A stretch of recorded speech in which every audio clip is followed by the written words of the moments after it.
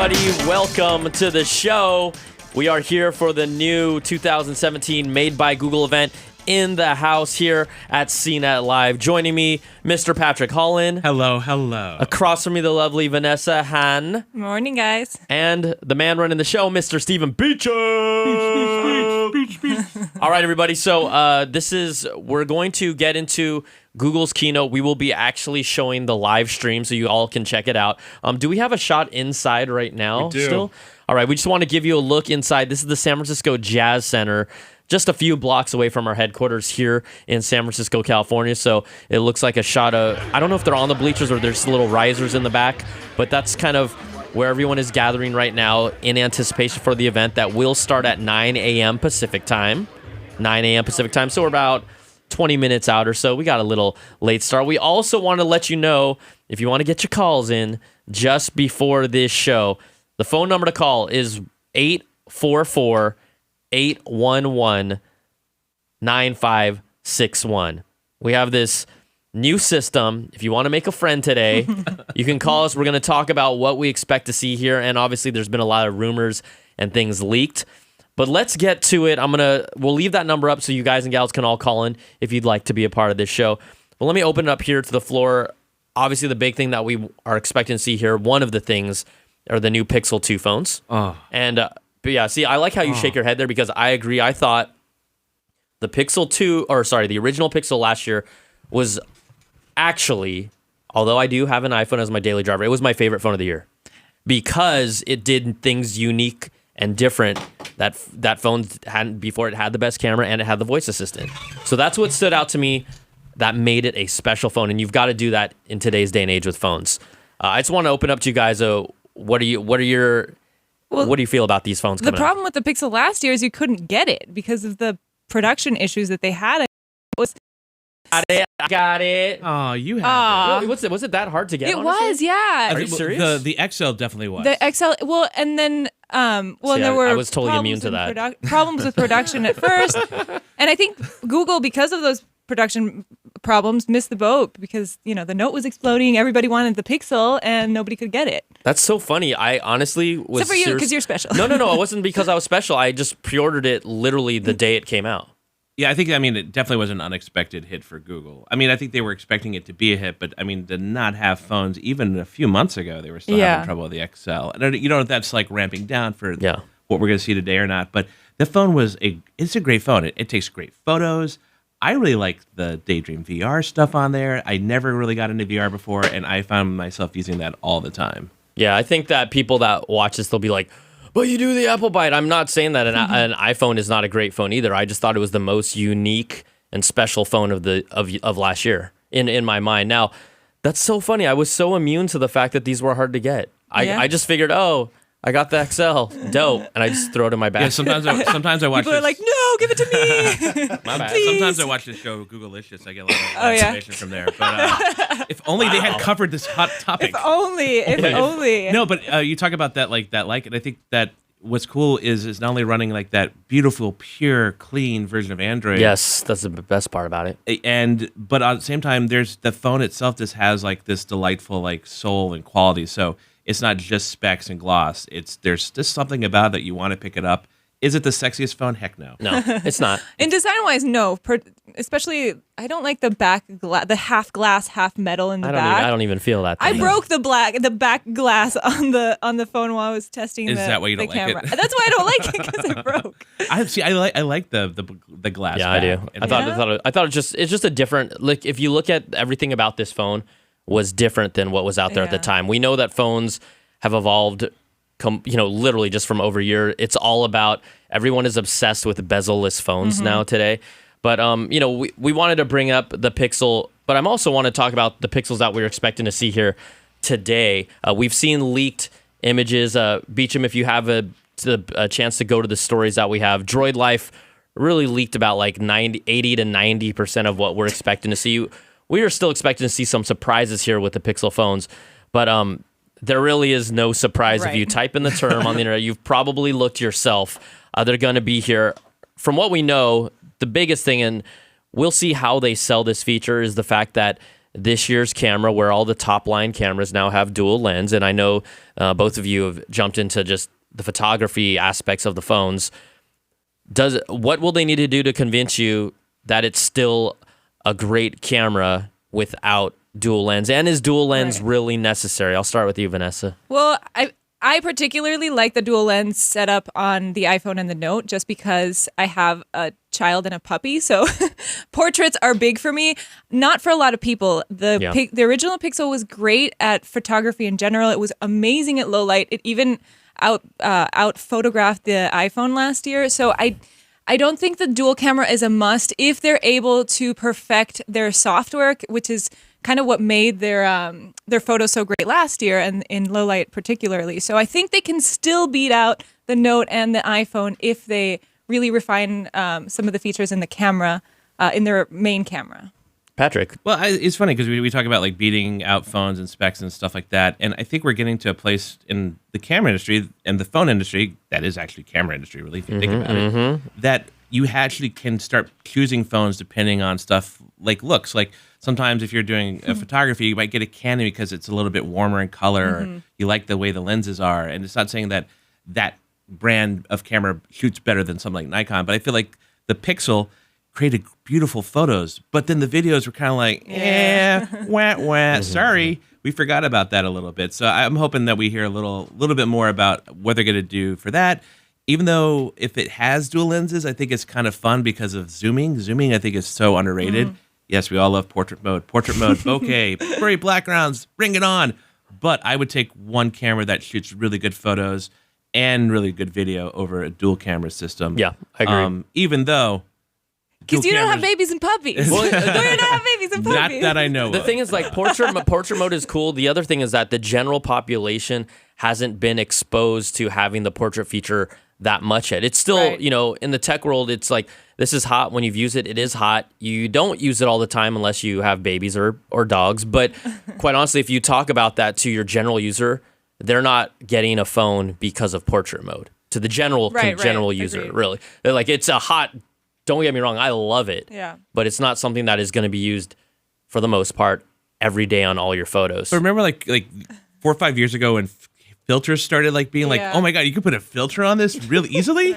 And that was like, then everyone used filters. I think it's going to be like portrait mode. Everything is going to be blurry background for a few years. And it's like, oh wait, it doesn't always have to be blurry. Actually, check out Sharon Profis's Instagram feed. She portrait modes everything. Everybody she takes. Shout out to Sharon. Love you.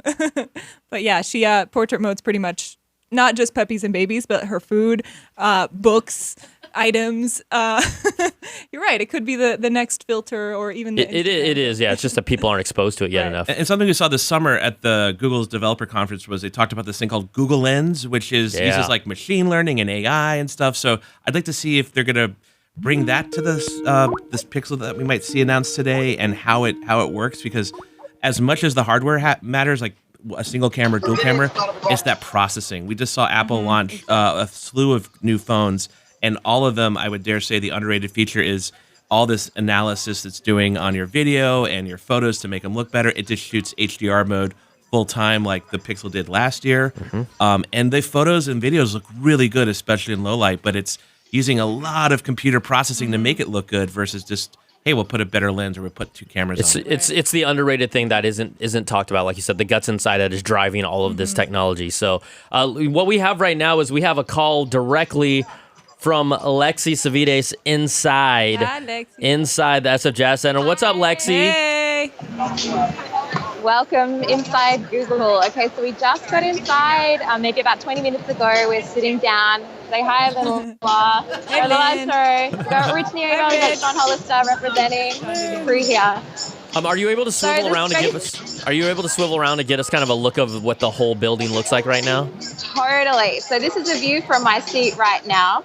We're inside the auditorium at the Jazz Center in San Francisco, and we have a little bit more seating than the Google event last year, red badge seating, which is like press and media. We've got like 3 curved screens. And guys, take a look at this. We've got 2 DJs just jamming and rocking out there up in the corner. They're just like totally doing their thing, oblivious to the fact that there's a crowd here. Just grooving on out. And you can see the venue goes up a little more. A couple of people in here, just a couple of people. just a few people, just for a few little phones and Hey stuff. Lexi, so we've talked a lot about the Pixel, so we don't want to bother you with that question, but I did want to get your thoughts maybe specifically on rumors we've heard of a Google Home Mini and maybe a Max coming. But I just wanted to talk about the Google Home platform in general for you. Well, what do you want them? What do you want them, or what do they kind of need to do? We know really the battles between them and Amazon right now, but what are you hoping for them to show off here today to make a jump up? Okay, so talking Google Home versus Echo, obviously Amazon has a huge stake in the market. They have around 70% of the market according to some of the latest stats. And so Google has a lot to do when it comes to making some products that are kind of going to make people jump into the Google ecosystem that haven't necessarily got a smart home device. And you know, Amazon has so many different devices on the market. They've got the Show, they've got the little alarm clock that they just debuted last week or so. So there's a lot of, I guess maybe you could call it fragmentation in the Echo market. There's so many devices to choose from, but it's quite smart because they're making a product for pretty much everyone who might be interested in a voice assistant.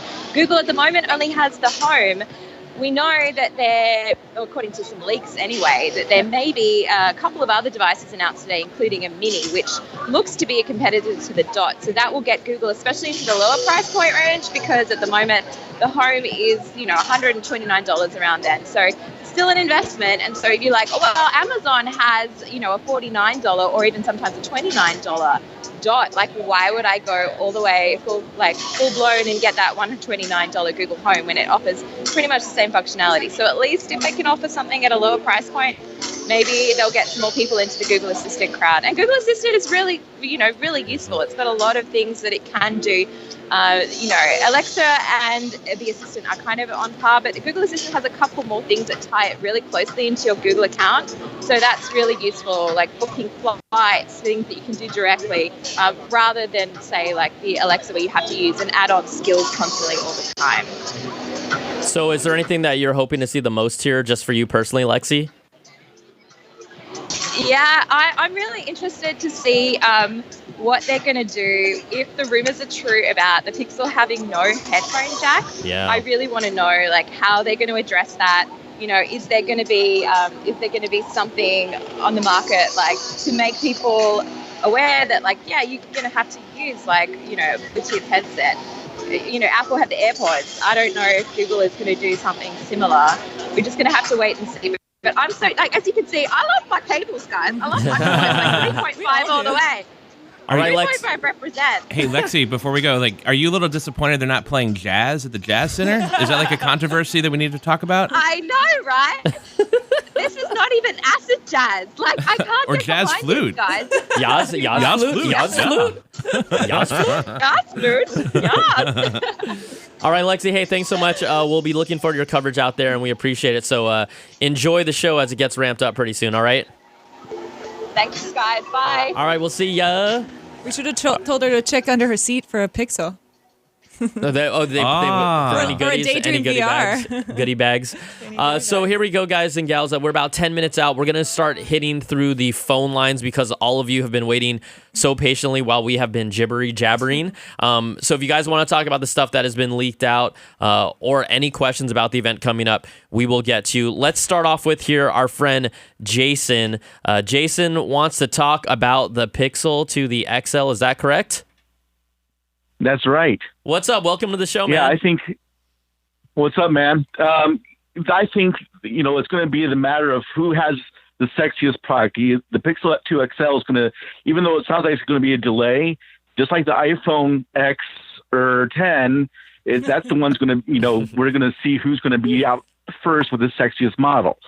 That's who's going to win this war for the next models. I think. What do you think? Well, I think that depending on who you are, whether the iPhone, I love how you say X because everyone calls it X. We all know that. Yep. But whether the iPhone X or the Pixel XL comes out first, I still think it's going to be tied to ecosystem loyalty these days, right? There's a small group of people that are might choose which phone comes out first, but I still think the majority of people are locked into that ecosystem, and that's really going to determine what they want. There's still plenty of Android users that want the best pure Android experience, and we know there are plenty of users that are on iOS, and they're not going to get any other phone other than an iOS phone. That's where I think, but I don't know what you guys think. Yeah, and I think also like going back to kind of what we came from with Lexi, like, you know, with their home environment and stuff like that, and how everything's starting to interconnect. And when you're buying a phone, it's not even, we're buying in an ecosystem now. We got to always think about that. I'd like my phone to be shiny and bright. I would like to ask a bigger question. If the iPhone X is 10, would the Pixel XL be 40? The Pixel 40? Would that be right? Roman numerals? This is a really important question. Yeah, we should figure guys. that out. Jason, you were going to say something real quick? Well, I think Google's is making that ecosystem, and I think their ecosystem is getting stronger with the home, with the home's puck, whatever they're going to call it. And with, I think one thing that I think everybody's really excited about in the Google ecosystem is that lens you guys talked about. If they can actually make a software or a feature that actually is worth, because people always do Google searches, they're even on the iPhones, and this Google Lens, I think, is going to be really transformative because you can take a picture. We're using our phones for cameras. You take a picture of what you want to see, and actually, like, you know, it's going to be good for schools, going to be good for kids. But I think that's a really game changer piece of software that's going to be coming out that Google's really going to have to show that it works.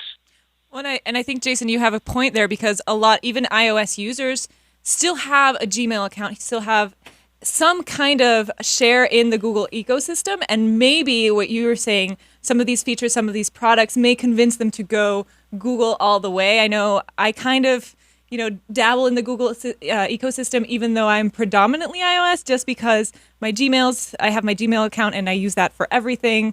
And I still have a stake in the Google ecosystem. So maybe there is a feature that would sway me to move over.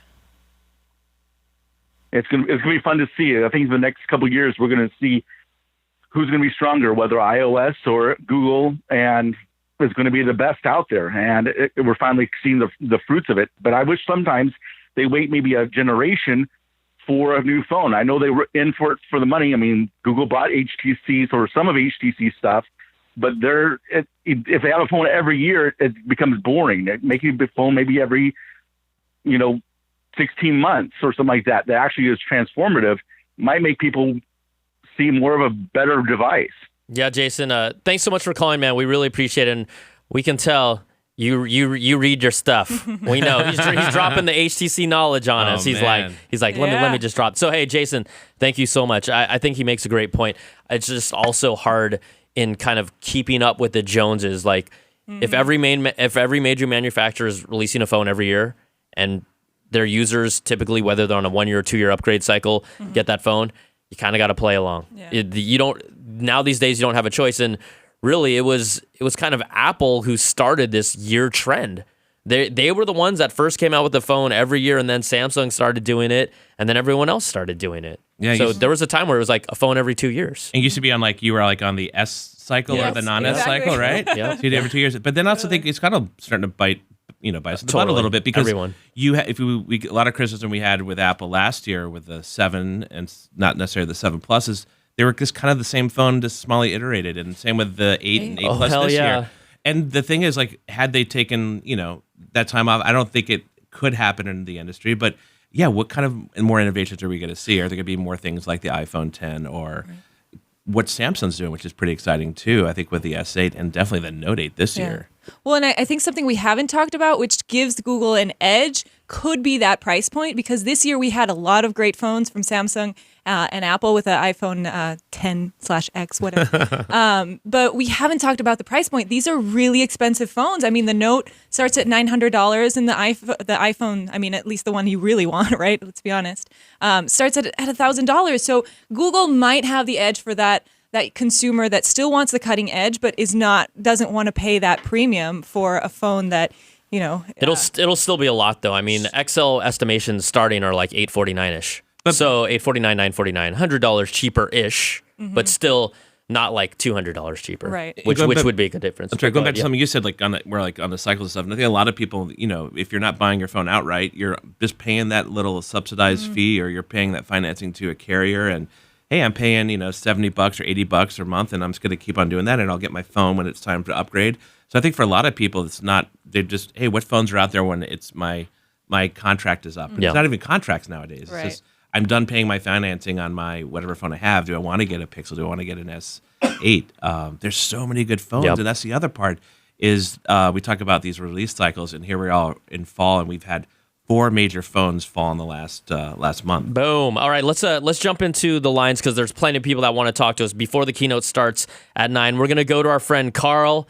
Carl is 16, calling about the Google Pixel event. Carl, what's up? Welcome to CNET Live.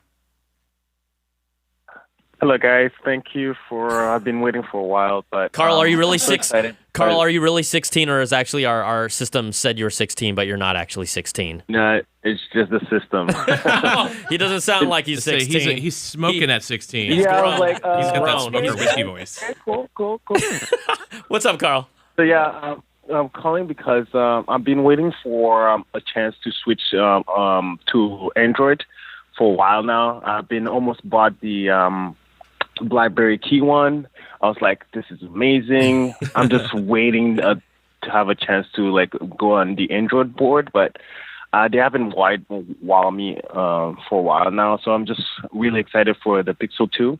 We'll see what they do. $1,000 for the iPhone is pretty a lot, and I'm just waiting to see what can they wow me, the wow factor for Google. Carl, what do you have What do currently? you guys think? What phone do you have currently, Carl?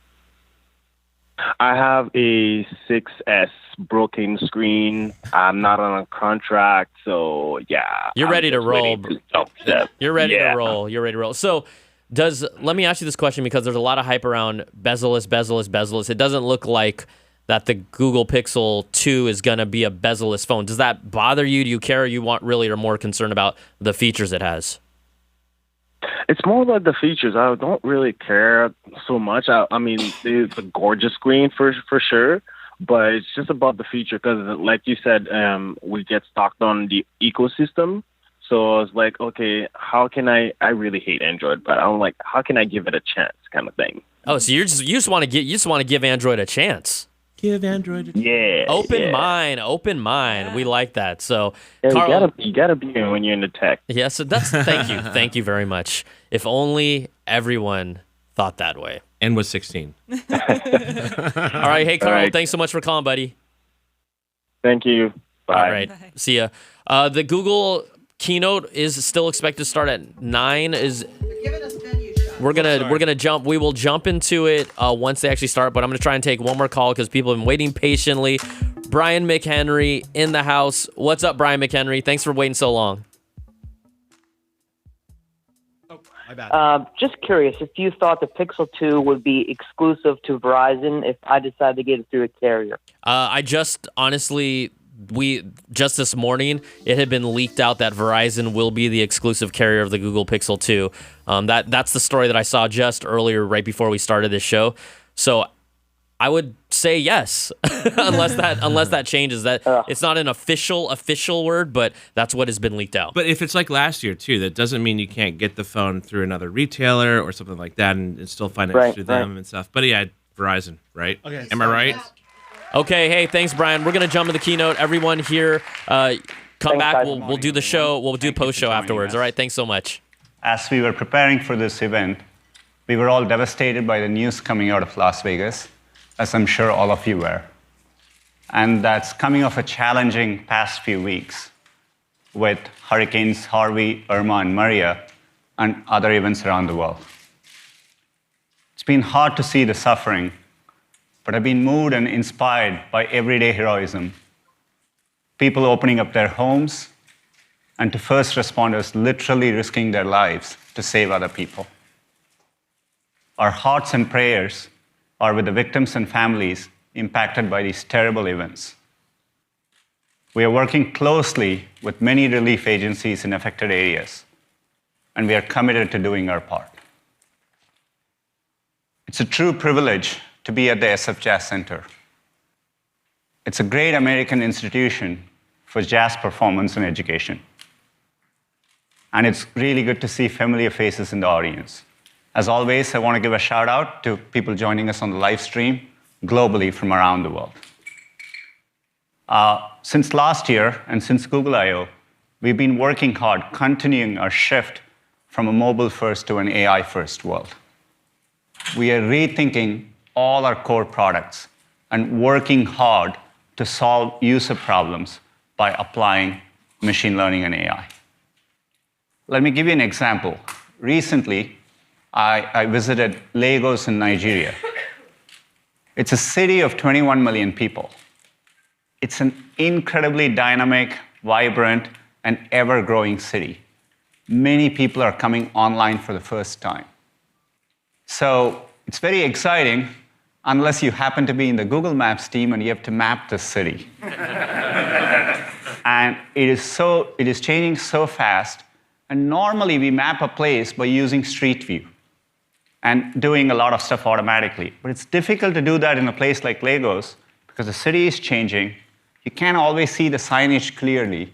And there are variable address conventions. Things are insequential. So for example, take that house there. If you squint hard, you can see the street number there. It is number 3 to the left of the gate. That was relatively easy. On to a harder problem now. That house, that's what we see from Street View. I think as humans, it's probably pretty hard. Maybe 1 or 2 of you can spot it out. But our computer vision systems, thanks to machine learning, can pick it out, identify the street number, and start mapping the house. So we approached Lagos completely differently. We deployed machine learning from the ground up, and just in 5 months, the team was able to map 5,000 kilometers of new roads, 50,000 new addresses, and 100,000 businesses. And it's something which makes a real difference for millions of users there, as Google Maps is popular. And we think this approach is broadly applicable. Let's come closer to home. Parking in San Francisco. I don't even try it anymore, but for those of you who try it, we again use machine learning. We understand location data. We try to understand patterns, our cars circling around. And the color shows the density of parking, and we can analyze it throughout the day and predict parking difficulty, and in Google Maps, give you options. A simple example, but it's the kind of everyday use case for which we are using machine learning to make a difference. The best example I can think of, what we've talked before, is Google Translation. I literally remember many years ago adding translation in Chrome and making it automatic so that if you land in a page different from your language, we do that for you. Fast forward to today, with the power of machine learning and our neural machine translation, we serve over 2 billion translations in many, many languages every single day. To me, shows the power of staying at a problem, constantly using computer science to make it better, and seeing users respond to it at scale. This is why we are excited about the shift from a mobile-first to an AI-first world. It is not just about applying machine learning in our products, but it's radically rethinking how computing should work. At a higher level, in an AI-first world, I believe computers should adapt to how people live their lives, rather than people having to adapt to computers. And so we think about 4 core attributes as part of this experience. First, people should be able to interact with computing in a natural and seamless way. Mobile took us a step in this direction with multi-touch, but increasingly, it needs to be conversational, sensory. We need to be able to use our voice, gestures, and vision to make the experience much more seamless. Second, it is going to be ambient. Computing is going to evolve beyond the phone, be there in many screens, around you when you need it, working for you. Third, we think it needs to be thoughtfully contextual. Mobile gave us limited context. With identity, your location, we were able to improve the experience significantly. In an AI-first world, we can have a lot more context and apply it thoughtfully. For example, if you're into fitness and you land in a new city, we can suggest running routes, maybe gyms nearby, and healthy eating options. And in my case, being a vegetarian and having a weakness for desserts, maybe suggest the right restaurants for me. Finally, and probably the most important of it all, computing needs to learn and adapt constantly over time. It just doesn't work that way today. In mobile, developers write software and constantly ship updates. But let me give a small example. I use Google Calendar all the time. On Sundays, I try to get a weekly view of how my week looks like. But once the work week starts, say on a Monday or a Tuesday, I'm trying to get a view into what the next few hours looks like. I have to constantly toggle back and forth. Google Calendar should automatically understand my context and show me the right view. It's a very simple example, but software needs to fundamentally change how it works. It needs to learn and adapt. And that applies to important things like security and privacy as well. Today, a lot of us deal with security and privacy by putting the onus back on users. We give them many settings and toggles to improve those. But in an AI-first world, we can learn and adapt and do it thoughtfully for our users. For example, if it's a notification for your doctor's appointment, we need to treat it sensitively and differently than just telling you when you need to start driving to work. So we're really excited by this shift, and that's why we are here today. We've been working on software and hardware together because that's the best way to drive the shifts in computing forward. But we think we are at a unique moment in time where we can bring a combination of AI and software and hardware to bring a different perspective to solving problems for users.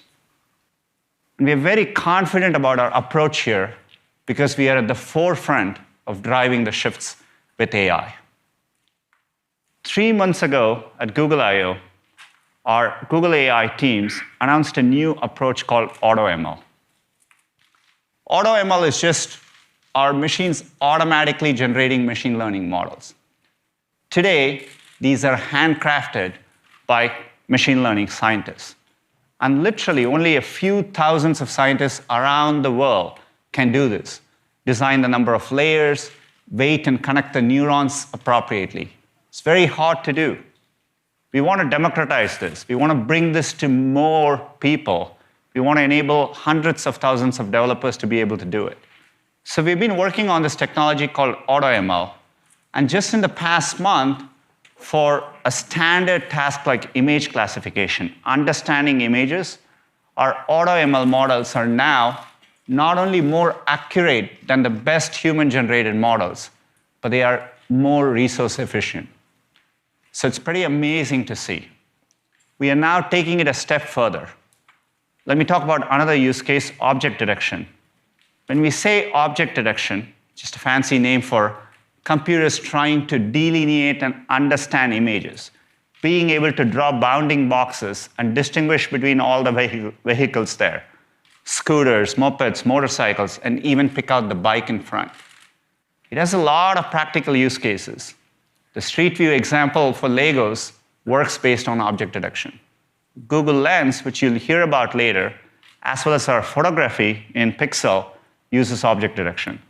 This is really hard to do. The best human-generated models we have only have a 39% accuracy.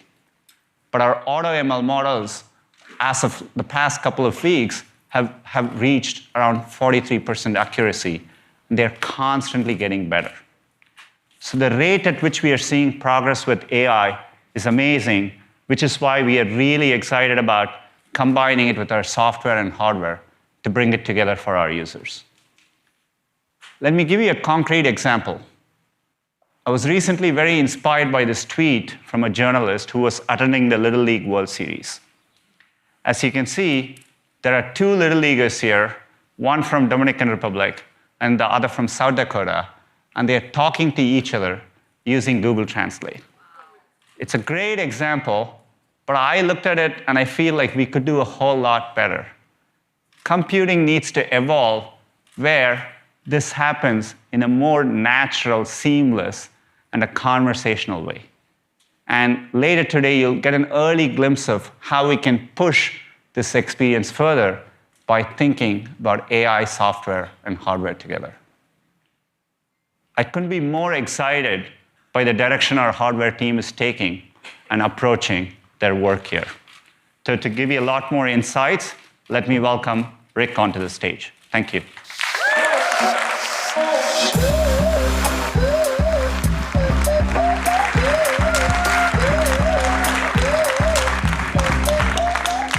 Hi, everyone. I want to welcome everyone here today, Google fans, the media. In the front row, we have some of our top sales reps from Verizon and other partners. It's great to have you all here. Yes. Welcome, welcome. We've got a lot to show you today, including a few surprises. So I thought I would quickly set the scene and explain what we've been working toward and just how it ties into the vision that Sundar outlined. A year ago, we stood on a slightly smaller stage and introduced the world to Google Pixel, Home, and Wi-Fi, Chromecast Ultra, and Daydream View. This is the first generation of hardware made by Google. So much has happened since then, and we've made tremendous progress in our first year. For starters, our team is getting a lot bigger. We're bringing on 2,000 very talented engineers from HTC, along with some important IP. It's an amazing team that's created a series of industry-first innovations, and by working more closely together, we'll be able to better integrate Google hardware and software. And our products have built up a lot of momentum going into our second year. Let's take a look. Okay, Google. Okay, Google. Okay, Google. Okay, Google, play the soundtrack to Spaghetti for Pepe. Google set to hold a product event in San Francisco. There are a ton of new announcements. Google is showing off new hardware. Das Pixel XL und das Pixel. It's called Google Home, the new way to make your home a little bit smarter. Google debuted a new virtual reality headset. Get the Daydream View. I actually feel like I'm there. It's sick as hell, I can tell you that much. The Google Pixel. Pixel is my new favorite camera. Okay, Google, take a selfie. Oh, that camera. The pictures that come out of this thing are incredible. Google's new Chromecast Ultra. 4 stars and editor's choice. Okay, Google, show me a video of a kangaroo. What? The camera is phenomenal. The best ever in a smartphone. Beautiful. Tops in my book. There, I said it. My mom now can save every picture. Unlimited space. Mama got a new toy. It can recognize each voice. Enter Google Assistant. She's so smart. She's just amazing. Let me see what else my Google Assistant can do. Hey Google, call Carrie. Okay, Google, joue-moi du beatbox. What is a dog? That's your question. What is a dog? I don't want to blow your mind with my high-tech talk. It is amazing what it can do. I think we got a winner. Let's get a beach set. How cool is that? Yes, Google. That is amazing. Okay, Google, what's next?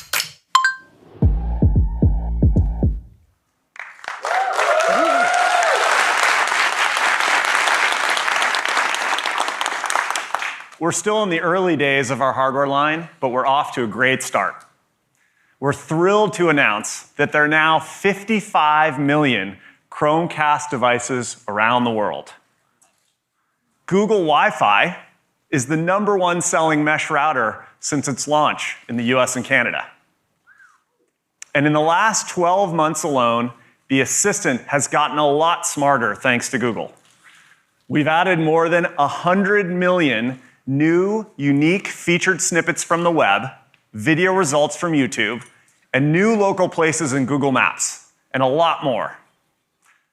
And Pixel had a great year. I just wish we had a few more of them to go around, but user satisfaction among Pixel owners is among the highest of any Google product ever. Industry analysts and the media gave Pixel rave reviews too. Our performance scores led the industry, and Pixel had the best and top-rated smartphone camera.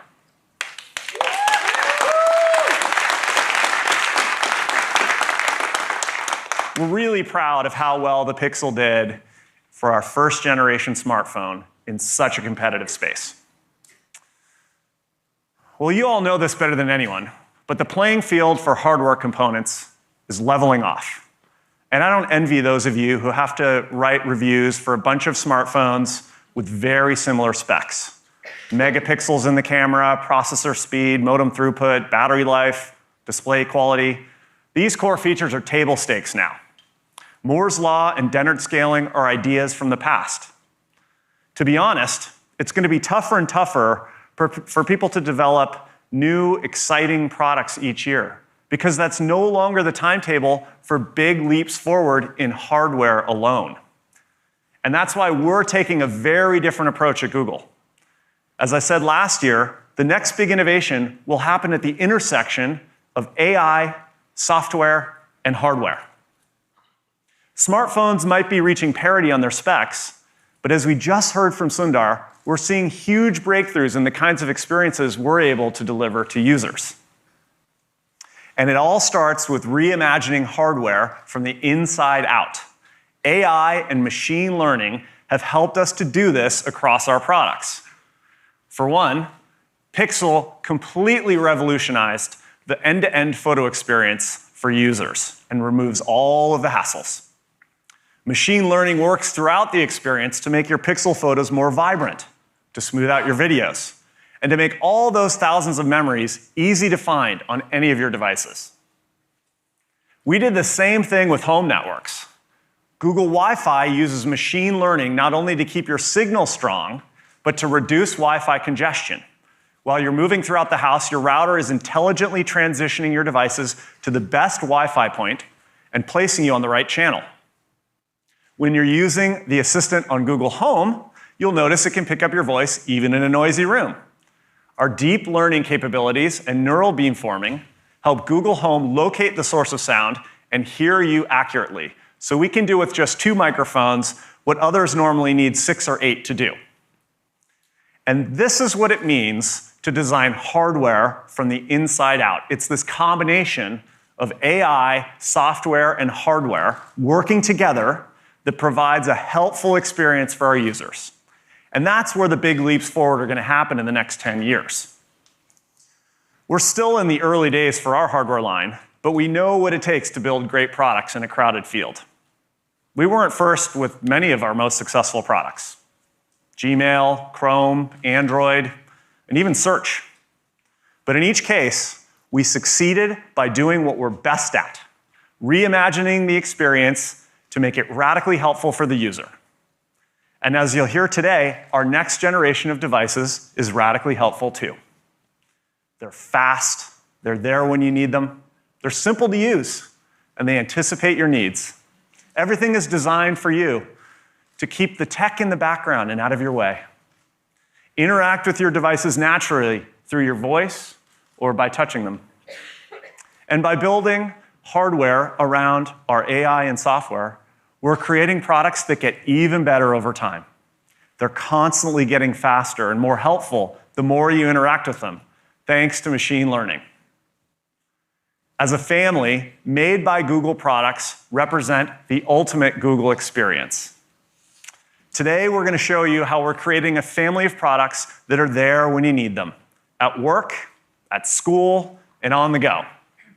But we're going to start with the most important place, your home.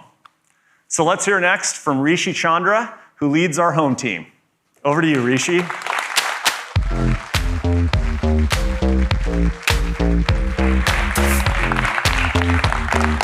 Thank you, Rick. It's been a really exciting year for us.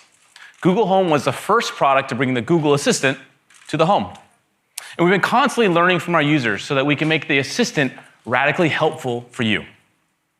For example, as Rick mentioned, in the last year, we can answer over 100 million new questions. And the best part is, you don't have to talk like a computer or teach Google Home any new skills. It just works.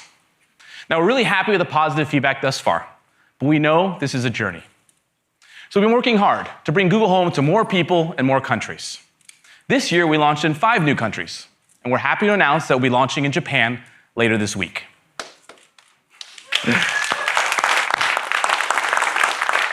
Now, bringing the Assistant to people all around the world is no easy task. We had to make sure we could understand people of different age groups, genders, and accents. So we trained the Assistant at a scale that only Google could, with over 50 million voice samples from hundreds of different ambient environments. We've been investing in voice search for over a decade, which is why we have the best voice recognition in the world. Now, earlier this year, we had a major breakthrough with the ability to recognize your voice. We call it voice match. With your permission, we build a model of your voice by looking at dozens of different voice characteristics, like vocal construct, pitch, and tone. This is a really big deal. Google Home is great for the whole family, but it doesn't mean I want to get the same answer to every question. An assistant can only be truly useful if it knows who you are. And with Voice Match, we're the only assistant that can bring personal help to each individual member of your household. So when you ask a question, we match your voice, and we respond with your calendar, your commute, and your personal reminders. Now, Voice Match has already become one of the most popular features on Google Home today. Over half of all queries are from people who've trained the assistant to recognize their voice. And starting today, we're rolling out Voice Match to all 7 countries Google Home will be available. Now, another popular feature is hands-free calling. You can use your Google Home to call any landline or mobile number in the US or Canada for free, without any additional apps or accessories. It just works. And I'm happy to announce that we'll be bringing hands-free calling to the UK later this year. And starting today, you can call out with your own personal mobile number. So whoever you're calling will know it's you. You just need to verify your number through the Google Home app. And of course, with Voice Match, we can recognize your voice to make sure we call your contact with your personal number.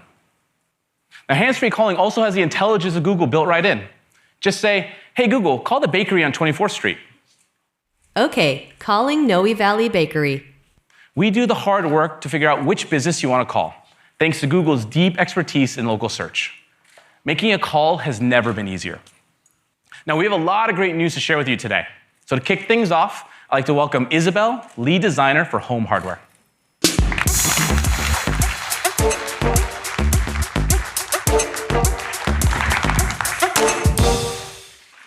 Thank you, Rishi. I'm thrilled to share with you how we think design is redefining technology in the home. You heard Rick mention earlier today that everything in our hardware line is designed to fit into your life. The home is a special, intimate place, and people are very selective about what they welcome into it. You don't want to fill it with black plastic, complicated buttons, and random blinking lights. Our vision is to build simple, helpful solutions that work in the background, helping you when you need it and staying out of the way when you don't. So here's what that means to us. We design for the spaces our products live in, and we take inspiration from the materials and colors that people already use to make their home more warm and inviting. Second, when designing for real homes, form and size really matters for creating something that actually fits into any room or on any surface. And lastly, the way you interact with our products has to be so intuitive you never even have to think about it, and so simple that the entire household can use it. With that, we are introducing Mini, the newest member of the Google Home family.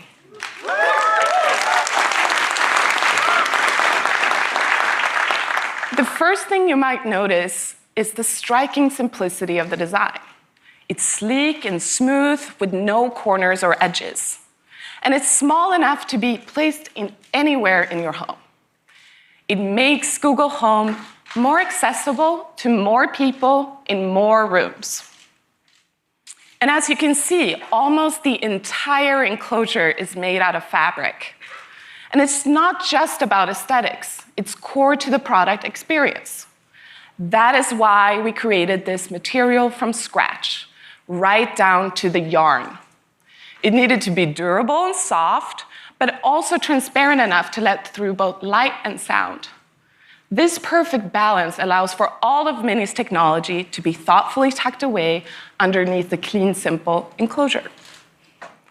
So the 4 LED lights under the fabric are there when you need them, lighting up to show you that it hears you or it's thinking. And you can control it by touch. Give the fabric a quick tap to pause your music, adjust the volume, or talk to your assistant. We thought a lot about how to get great sound with such a small product too. We embraced Mini's circular shape to project 360-degree sound, so it's really crisp no matter where you stand in the room. You'll be surprised how amazing the quality is. And if you want bigger sound, you can easily connect Mini to any Chromecast built-in speaker wirelessly. We created Mini in 3 beautiful colors: coral, chalk, and charcoal. Color really matters in the home. This is the place where we choose our drapes and carpets and paint colors with so much care. We brought that same level of care for Mini. For the chalk color alone, it took us 157 tries before we found the perfect shade of gray. So that's Google Home Mini, with all the power of the Google Assistant. You can make it your sous chef in the kitchen, your white noise machine in the nursery, your voice remote for your TV in the living room, or your alarm clock in the bedroom, or all of the above. Mini will retail for just $49 in the US. And it's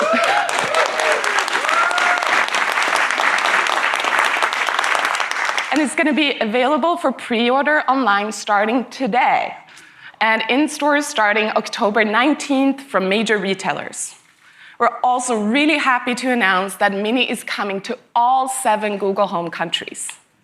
So with that, let's take a look at this ad that will launch later this week. What's this little thing? Well, it's Google Home Mini.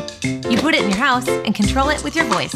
Hey Google, play my fun playlist. Okay, playing now. It's also a remote control, an alarm clock, and a sous chef. Let it cool for 10 minutes. It can play you this on TV or that on the internet. It can tell you the weather or if your flight's delayed because of the weather. And it knows the difference between you and your husband. Hey. So if you go, hey Google, call Alex, it won't call your husband's friend Alex. It'll call your friend Alex. Calling Alex. Hey, how are you? Okay, gotta go, girl. Anyway, it's made by the same people who help you find stuff on the internet. So you know, no biggie.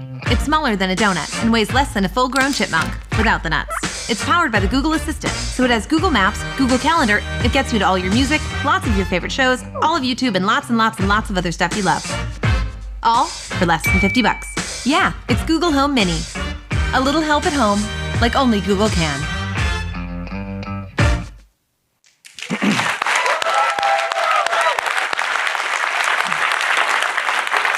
Thanks, Isabel. We can't wait for you to try out Mini. We also want to share how the Google Assistant continues to get better over time.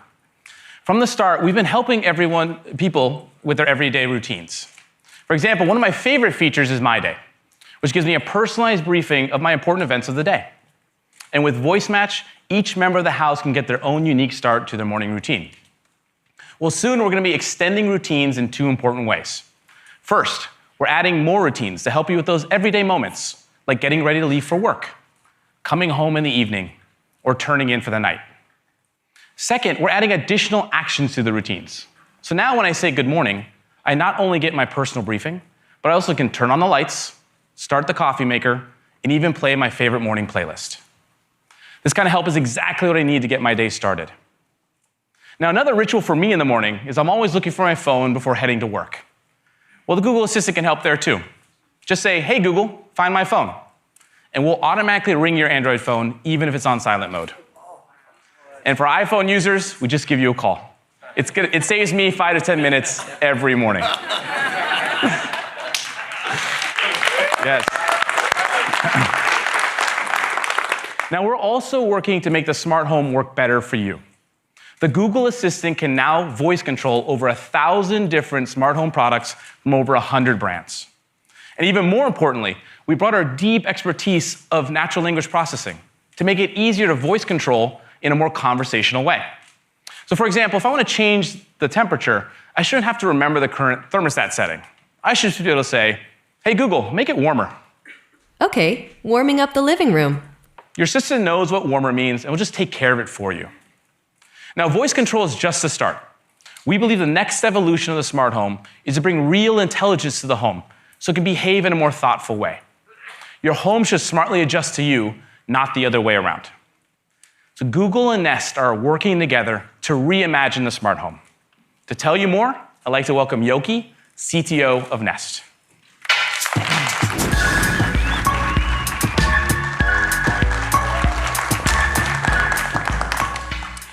Thank you, Rishi. At Nest, we like to talk about the thoughtful home, one that takes care of the people inside it and the world around it. We recently took a big step forward in achieving that goal by doubling our portfolio by shipping 6 new hardware products. What I love about Nest's growing ecosystem is that we combine the best-in-class hardware and machine learning to help make people's lives easier. And your Nest experience reaches a whole new level when it's combined with Google products. Let me show you 3 examples of how we can provide you with even more help at home. With Nest Cam, Google Home, and Chromecast, we can help you keep an eye on your home just with your voice. So if you hear some unexpected sound by the front door, and I'm in the back with the family room without my phone, I can just say, "Okay, Google, show me the entryway." Okay, streaming the entryway. And then I realize it's not an intruder, but my pet pig, Cayenne. And she's found a leftover lunch in my son's backpack. Sadly, this has happened more than once. And if I want to keep it for later for my kids, I can simply say, "Okay, Google, save me this clip," to show them why we don't leave food in our backpacks. With our new video doorbell, Nest Hello, we can also start to solve some of our common pain points through Google and Nest integrated computer vision technologies. Of course, most of us want to know who's at the door before we get off the couch. Through a feature called Familiar Faces, Nest Hello will be able to recognize the people that you asked it to remember.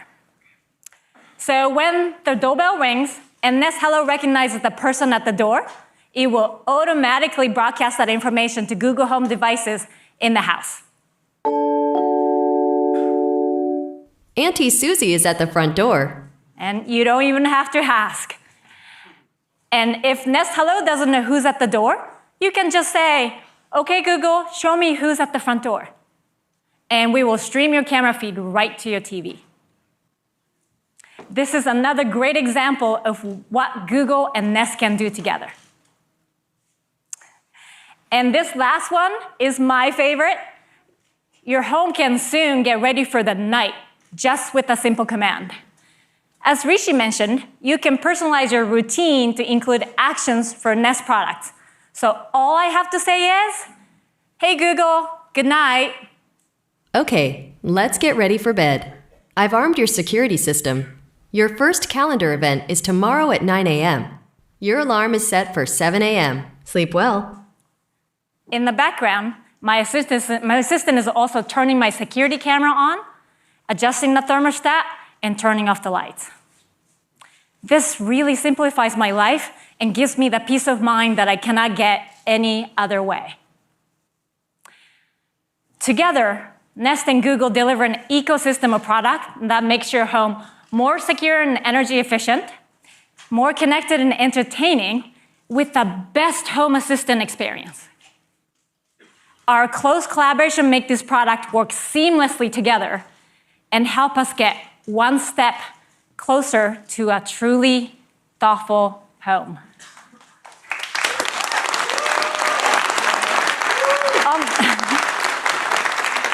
On that note, to tell you more about Google Assistant, let me welcome Rishi back on stage.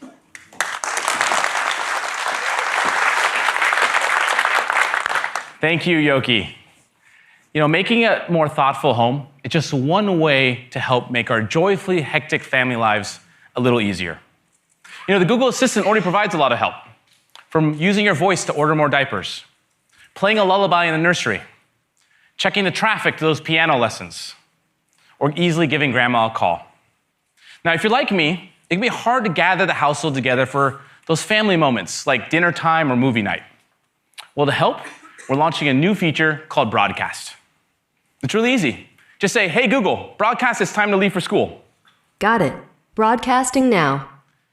The assistant will broadcast the message to all the other Google Home devices in my house. It's really great. Parents are gonna love this feature. Kids are gonna hate this feature. But that's what makes it useful. Speaking of kids, we think Google Home has a lot of potential to help kids and families.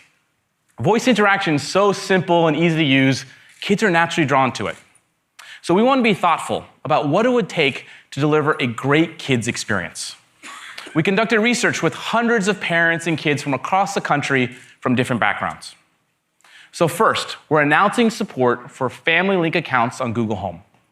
These are Google accounts that parents can create for children under 13, and they can manage it within the Family Link app. And as we all know, kids have their own unique way of speaking. Sometimes it can be a little hard to understand, even for us parents. Well, fortunately, we've improved our voice recognition accuracy for kids, so the assistant can understand them too. And finally, we're introducing over 50 new experiences with the Google Assistant to help kids learn something new, explore new interests, imagine with story time, or just share laughs with the whole family. So let me show you how my kids and their friends had some fun this weekend. Let's go to the living room. Yeah! Okay, Google, play musical chairs. Ready to see who our musical chair champion will be. Okay, Google, beatbox for me. Hey, Google, let's play freeze dance. Hiya, pal. It's me, Mickey Mouse. Okay, Google, play What Kind of Fruit Are You? Okay, Google. What sound does a seal make? This is a seal. Okay, Google, let's learn. Hey, Google, let's play space trivia. Which was the first planet to be discovered using a telescope? Uranus. Hey, Google, can you tell me a story? One day, I was hanging out at home with my dad. There lived a sweet-tempered girl whose name was Cinderella.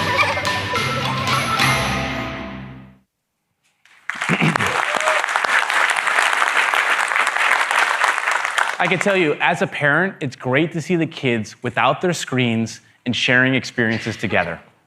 And it's easy to get started. Just say, hey, Google, let's learn to play science quizzes or talk to an astronaut. Or try, hey, Google, let's play a game to play musical chairs or tackle a riddle. And finally, hey, Google, tell me a story to hear classics like Snow White or original stories like The Chef Who Loved Potatoes. Now, to bring this to life, we've partnered with Disney. We'll be bringing exclusive experiences to Google Home featuring Mickey Mouse, Lightning McQueen, and Star Wars. And we're working with many other top brands in the family space, including Warner Brothers and Sports Illustrated Kids. And starting today, we're opening up the Actions on Google platform for developers to create experiences specifically for families and kids. All these new family features will be rolling out later this month across all Google Home devices. Okay, finally, I have one more exciting addition to share that's coming to the Google Home family.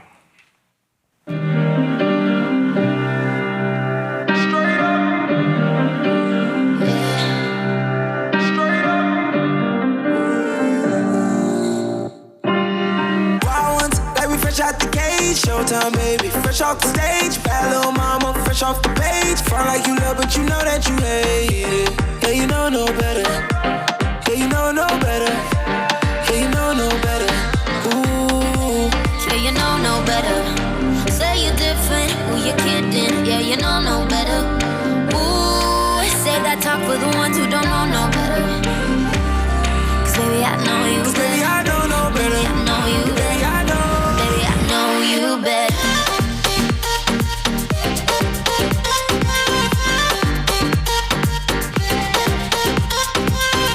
Maybe I know you better. Baby, I know no better.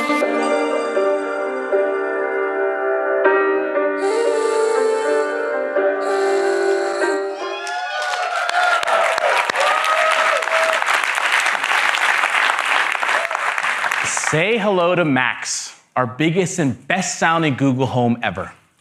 Just like the Pixel reimagined the camera, we'll do the same with sound, with a combination of great hardware and software powered by Google's machine learning capabilities. Now, it starts with a strong foundation of great hardware.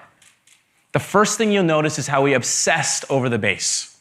Its two 4.5-inch woofers have 22 millimeters of excursion, an extremely high range for their size.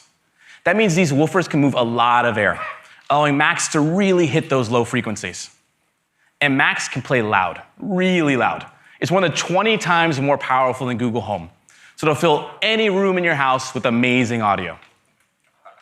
Now, great hardware alone isn't sufficient for great sound. The challenge of speakers today is that they're tuned for ideal acoustic conditions, but they fall short in the real world. That's why it always sounds different in the store than in your home. To sound great, the speaker needs to adjust to you and your home. So today we're announcing Smart Sound, a new audio experience powered by Google's AI. It allows Macs to adapt to you, your environment, your context, your preferences. So for example, if you set up a speaker near a wall, on a shelf, in a corner, fairly common places, it can dramatically change the sound balance of the speaker and make the music sound muddy and the vocals lose clarity. Well, with Smart Sound, we automatically tune the speaker to correct for this effect, using a machine learning model trained with thousands of different room configurations. And what's really cool, this is all done dynamically. So if you decide to move Macs a few feet, it'll compensate within seconds. And over time, Smart Sound will automatically adapt the sound to fit your context, lowering the volume in the morning, raising the volume when the dishwasher's running, or just adjusting the tuning based on the type of media you're listening to, whether it be music, podcasts, or news. It's about delivering a consistent, crisp, thoughtful sound experience, one that's tailored to your home and your moments. Now, great sound only matters if you can play a lot of great content. With YouTube Music, you'll have access to the world's broadest catalog of songs, remixes, and covers. And we also support all free and paid Spotify users, along with other top music services. Just use your voice to start playing your favorite tunes. Max also supports Cast, Bluetooth, and stereo aux input, so you can play anything from your phone or plug in that record player to breathe new life into that vinyl collection. And of course, Max has a Google Assistant built right in. We made your assistant can hear you even when the music is blasting, using our unique microphone placement and Google's neural beamforming technology. And with Voice Match, the assistant can become your own personal DJ. We recognize your voice and we can play playlists and music stations personalized to you. And Google Home Max is designed to be incredibly versatile and fit naturally in your home. You can stand it up vertically, place it horizontally, whatever makes sense for your space. Its base magnetically pops into place. So when you change Max's orientation, there aren't any rubber feet where they don't need to be. We thought through every detail. And finally, Max works seamlessly with the Google Home family and hundreds of Chromecast built-in speakers. So you can use multi-room to sync every room in your house with immersive sound. Google Home Max will be available starting December for $399. And it'll come in two colors, chalk and charcoal. Now, we'll initially launch in the US, with more countries coming early next year. And to make sure you have an amazing sound experience out of the box, we're providing a free 12-month subscription to YouTube Red, which includes YouTube Music ad-free. We think you're going to really love the newest members of the Google Home family. Along with the updates to the Google Assistant, they represent a big leap forward in the type of helpfulness, fun, and sound you can expect from Google in the home. And to close, we gave Max to a music lover to get their thoughts. Let's take a look.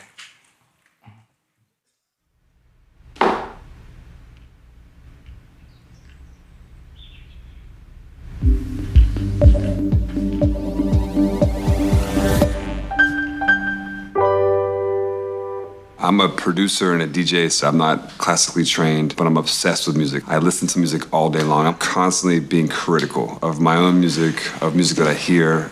Watch this. Hey Google, play Particular by Major Lazer. Sure, Particular by Major Lazer and DJ Mafarisa. Here it is on YouTube. Every room I have is set up to play music. My bedrooms, the living room. Hey Google, turn it up. They told me everybody's 15 minutes in a different time zone. And since I have it at the moment, you the one I wanna shine my light on. Hey Google, play the song that goes, wrist looks like been dipped. Did-a-not, did-a-not, did-a-not. All right, No Better by Major Lazer. Here it is on YouTube.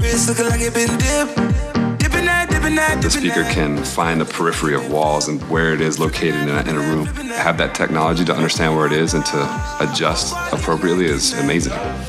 That sounds great. Ooh, this is dope. If people could actually hear what we're giving them from when it leaves our studio, that would be amazing. That's what any producer or artist would love. Hey Google, turn it all the way up.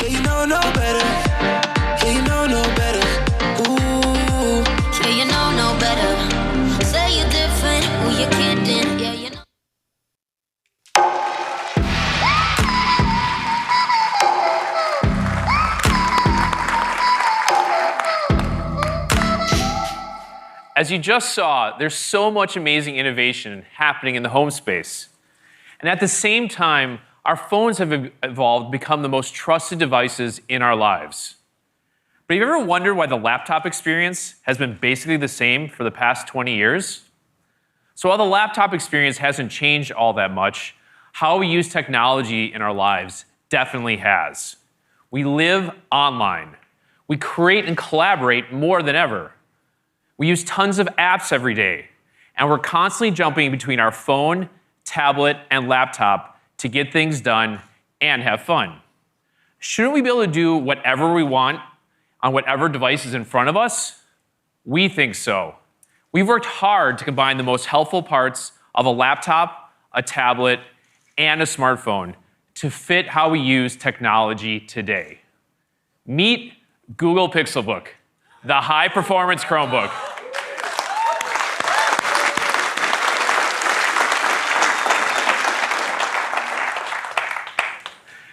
Pixelbook reimagines the laptop experience by marrying the best of premium performance hardware, the speed, simplicity, and security of Chrome OS, the smarts of the Google Assistant, and all your favorite apps. Pixelbook is the perfect example of how we combine the best of hardware and software with AI at the center. We'll start with a stunning, versatile design. Pixelbook is the thinnest, lightest laptop we've ever made, at just around 10 millimeters thin and a kilogram light. In fact, it's so light, I find myself constantly checking my bag to make sure I haven't forgotten it. Pixelbook easily adapts with a 4-in-1 design, so it's built for the many ways you want to use it. When you're at your most productive, it's an incredible laptop. Fold the keyboard underneath and easily watch videos or play your favorite games. Use Pixelbook as a tablet to catch up on the latest news or read a book. It's the first convertible laptop that actually feels natural to use as a tablet. Prop it up into tent mode to share your screen or follow along with a recipe in the kitchen. Use it however you want because Pixelbook adapts to fit the office, the classroom, movie night, or even a long flight. Pixel phone fans will appreciate our signature glass inlay on the lid, giving it not only a refined look, but improved wireless performance. The 12.3-inch touchscreen display is gorgeously high resolution, with vibrant colors, deep blacks, and enough brightness to use outside, even on a sunny day. We developed an extremely thin keyboard that's comfortable to use, with soft touch keys and a backlit design that helps you work from anywhere. And Pixelbook's trackpad uses touch processing algorithms that improve accuracy and palm rejection. With Intel Core i5 and i7 processors, Pixelbook packs a punch. It offers plenty of RAM to handle your multitasking needs and gives you up to 512 gigs of storage. The long-lasting battery provides up to 10 hours of use from a single charge. And plugging in for just 15 minutes gives you 2 hours of battery life.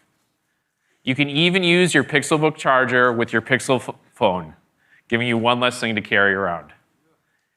And in moments when you don't have access to Wi-Fi, Pixelbook is smart enough to automatically connect through your Pixel phone.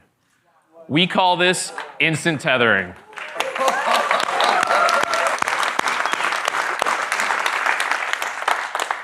It's so much simpler than setting up a hotspot on my phone and then manually connecting to it on my laptop. Now, let's take a further look at the software experience inside Pixelbook. This laptop is fast. It starts up in seconds, stays fast throughout the day, and won't slow down over its lifetime. Chrome OS provides a more secure computing experience with multiple layers of security and automatic updates. No need to worry about manual downloads or annoying security patches to keep your machine safe. And your most important files are available on your local drive and securely backed up with Google Drive, so you can access them from anywhere, online or offline. We're also excited to announce that Pixelbook is the first laptop with the Google Assistant built in, making it radically helpful. Just like you can with your other devices, you You can check the weather before heading out for the day, control your smart home, set reminders, check if my Packers won. Your assistant is there for you no matter what you're doing. And we've made it easy to interact with the assistant in all the ways you use Pixelbook. When it's intent or entertainment mode and the keyboard is tucked away, simply say, "Okay, Google, play Future Me." And that exact music video I had in mind starts playing on YouTube. Other times, though, it's not the right moment or place to talk to your computer, like if you're sitting at a coffee shop or out in the audience right now. So Pixelbook has a key that puts the power of the assistant right at your fingertips, letting you type your request. And when you're using your Pixelbook as a tablet, it's easiest to show your assistant what you need help with on your screen. That's why we created the new Pixelbook Pen, a smart, responsive companion for your Pixelbook. Just hold the pen's button and circle an image or text on the screen, and the assistant will take action. When you're browsing through a blog and discover a new musician, you can circle their photo, and the assistant will give you more information about them. From there, you can check out their Instagram page, go to their YouTube channel, get a list of their songs, and more. Or if you're doing homework, the assistant can help with your research. Like if you get stuck on a really unfamiliar concept, just circle the word and the assistant will give you everything you need to know. The pen is also handy for moments when it feels more natural to write, draw, or take notes, like when you're using your Pixelbook as a tablet. The experience using a pen should be like writing on paper. To bring that experience to life, we partnered with the engineers at Wacom, and together we built the fastest, most responsive stylus experience ever, with just 10 milliseconds of latency, 60 degrees of angular awareness, and 2,000 levels of pressure sensitivity. Pixelbook Pen uses machine learning for handwriting recognition and demonstrates how performance hardware combined with our expertise in machine learning delivers a user experience that just works better. And shouldn't the apps you know and love on your phone also be available on your laptop? With Pixelbook, they are. Pixelbook fully supports Google Play, so popular smartphone apps are now available on a laptop. In fact, it's never been easier to put the final touches on your favorite photos in Adobe Lightroom and then post them straight to Instagram. You can listen to music from Spotify or download Netflix shows and movies for viewing on the go. Pixelbook is also perfect for creativity apps like Evernote, AutoCAD, and more. Snapchat is already one of the most popular apps among early users, and we're thrilled to announce that the Snap team is working with us to bring an amazing Snapchat experience to the larger screen on Pixelbook. In addition to these amazing Pixelbook experiences you've seen so far, there are many more developers building for the larger screen. Now, let's take a look at how Pixelbook will fit into your life. Okay, Google, play Discover Weekly on Spotify. Okay. I never wanted to be walking alone. By now you see my patience is very low. Ain't trying to say my heart is covering gold. I made mistakes I never said that I know. Let me go, come on, apologies. I just wanna be free.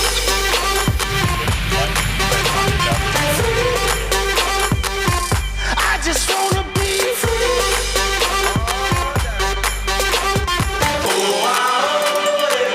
We running 'cause I feel good.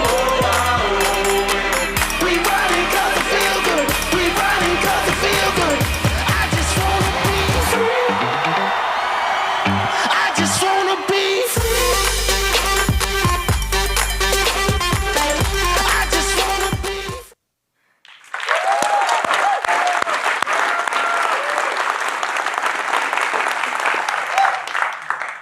So that's a first look at Pixelbook, a radically helpful laptop that combines the best of Google's AI, software, and hardware. We think you'll love the beautiful, versatile design, high-performance hardware and software, new ways to access the assistant, and all your favorite apps. It's available in 3 configurations, so you can choose the performance, memory, and storage that's right for you. Pixelbook starts at $9.99.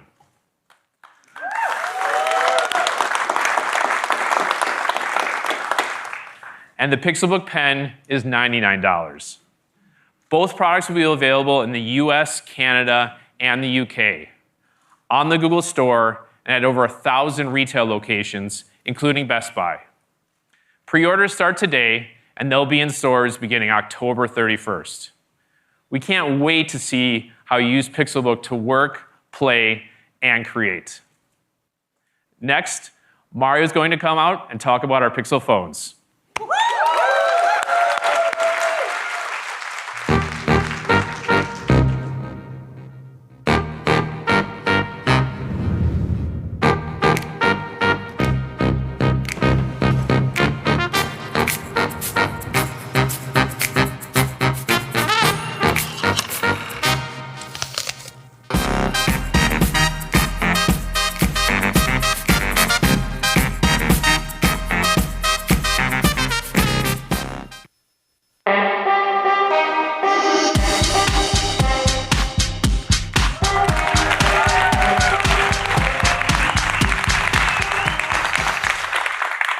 At Google, we believe in questioning the status quo.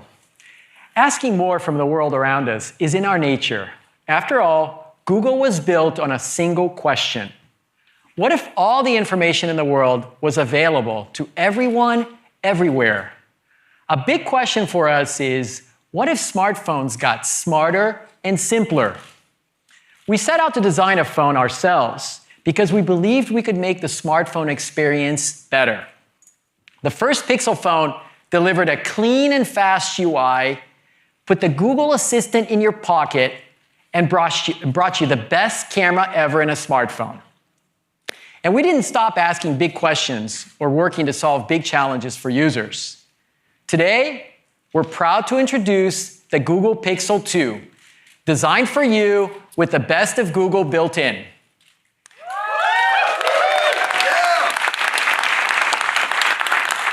We've created the new Pixel in 2 sizes, a 5-inch and the 6-inch XL, with thoughtful design elements and improvements to the UI throughout. We're bringing you more Google Assistant capabilities. We've added new smart experiences to the camera, and we'll continue to deliver the best photography. Plus, we're introducing some innovative new products to complement your Pixel experience. We do all this by bringing together the best of hardware, software, and AI. Let's begin with the design.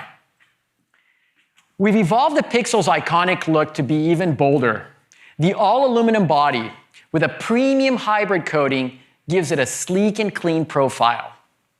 The soft sculpted back with a distinct sideband feels comfortable and secure in your hand. The refined visor is made of sturdy, gently curved colored glass and transitions seamlessly into the metal body. We've placed a fingerprint sensor where your finger naturally falls. It's extremely accurate, secure, and it unlocks faster than any other smartphone. We also added a small pop of color on the power button for a bit of playfulness. Over on the front, Pixel 2's front-facing stereo speakers are precision-tuned to deliver the perfect balance of volume, clarity, and frequency response. We placed them so you can comfortably watch videos in landscape mode without muffling the audio with your hand.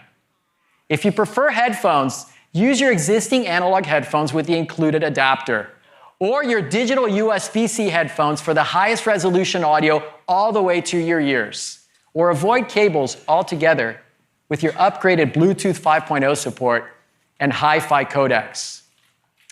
The smaller 5-inch Pixel 2 features a full HD OLED display, and it's as smart as it is beautiful.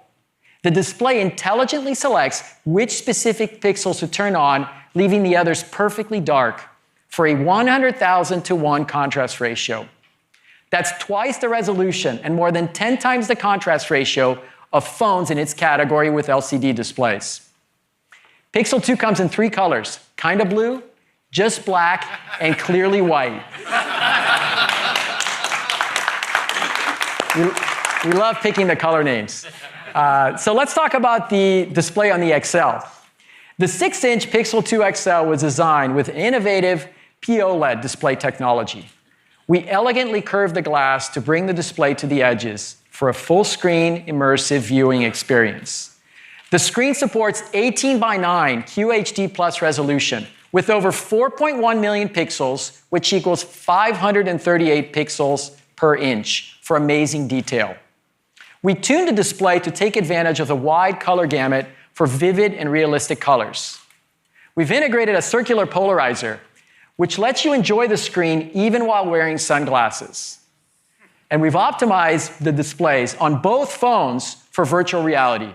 They're both Daydream ready.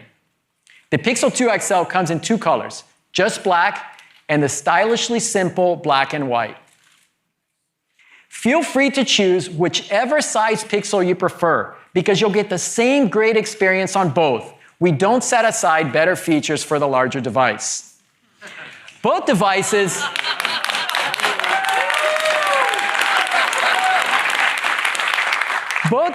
are IP67 water and dust resistant and have an all-day battery that charges super fast. You get up to 7 hours of charge in just 15 minutes. Now, Sabrina from the Pixel product team is going to take us through the new Pixel 2 UI and some cool and useful features.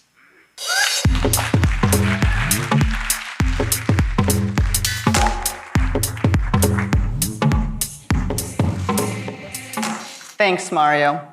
We're constantly working to make the smartphone experience easier and more helpful. And you'll see improvements throughout the Pixel 2's UI. That helpfulness starts before you've even unlocked the phone. Let me show you the Pixel 2's new always-on display. You can see important information like the time, date, email and text notifications, and reminders, all without pushing any buttons or unlocking the device.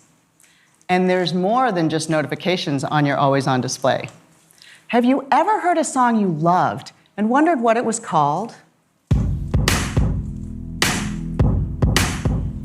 With Now Playing, you can just glance down to see the song name and artist on your phone.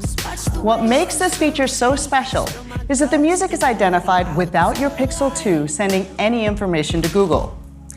On-device machine learning detects when music is playing and matches it to a database of tens of thousands of song patterns on your phone. In this example, you can see that Pixel recognized the song Perfect Places by Lorde.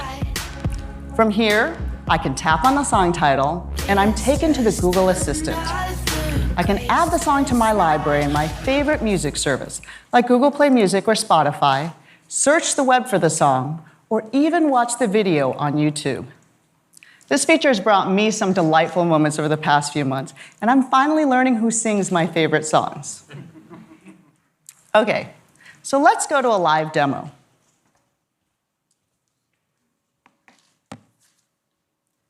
Here we are on the new Pixel 2 home screen. You can see here I've selected one of our live wallpapers. This is from our new collection called The Living Universe.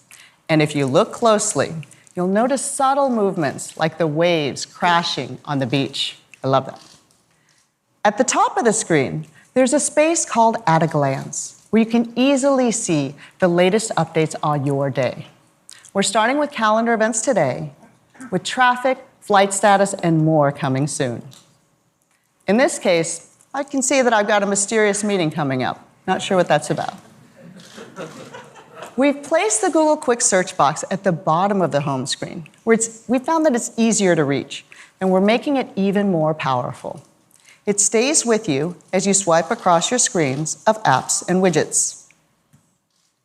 A quick tap into the search box can help me find anything that I need. As I start typing, I can see web search results at the top, but also contacts and apps from my phone. I can even drag an app from here and drop it right on my home screen. We've also made it faster and easier to get to the Google Assistant on Pixel 2 with a new feature called Active Edge. Just give your Pixel a quick squeeze where your hand naturally holds the phone and ask for whatever you need. Here's a quick demo. I just squeeze the phone, take a selfie, one hand, no buttons. Help me out, front row. Nice. Our research team investigated dozens of ways to trigger the assistant, but squeezing the phone felt the most natural, satisfying, and efficient. After a lot of work in machine learning, we're able to accurately identify an intentional squeeze. We're really proud of how it turned out, and it even works when your phone is in a case. So your assistant is just a quick squeeze away, making lots of common tasks on your phone fast and easy.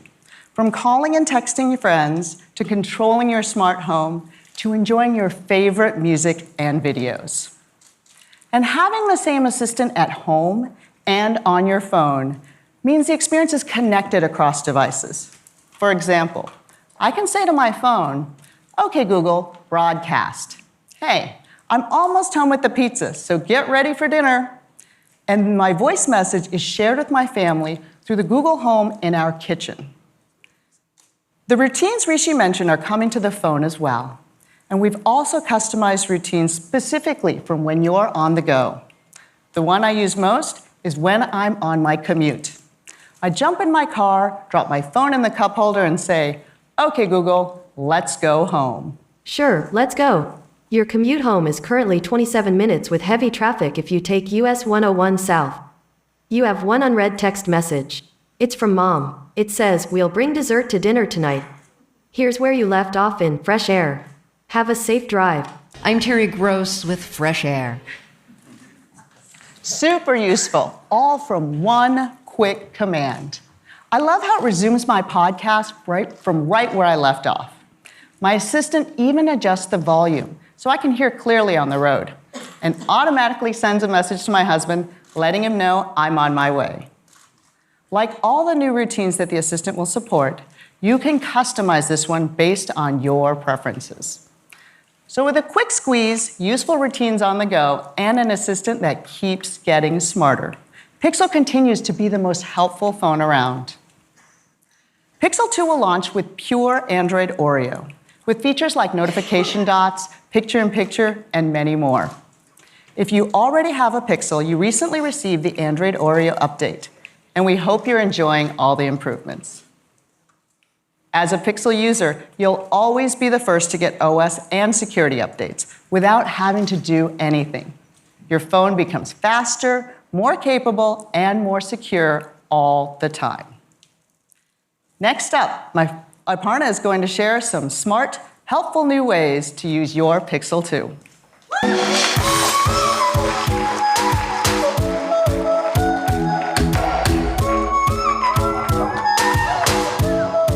Have you ever asked yourself, what kind of puppy is that? Or, I want pillows with that pattern. Our phones can help us in many ways, but sometimes the questions we have are difficult to describe into a search box.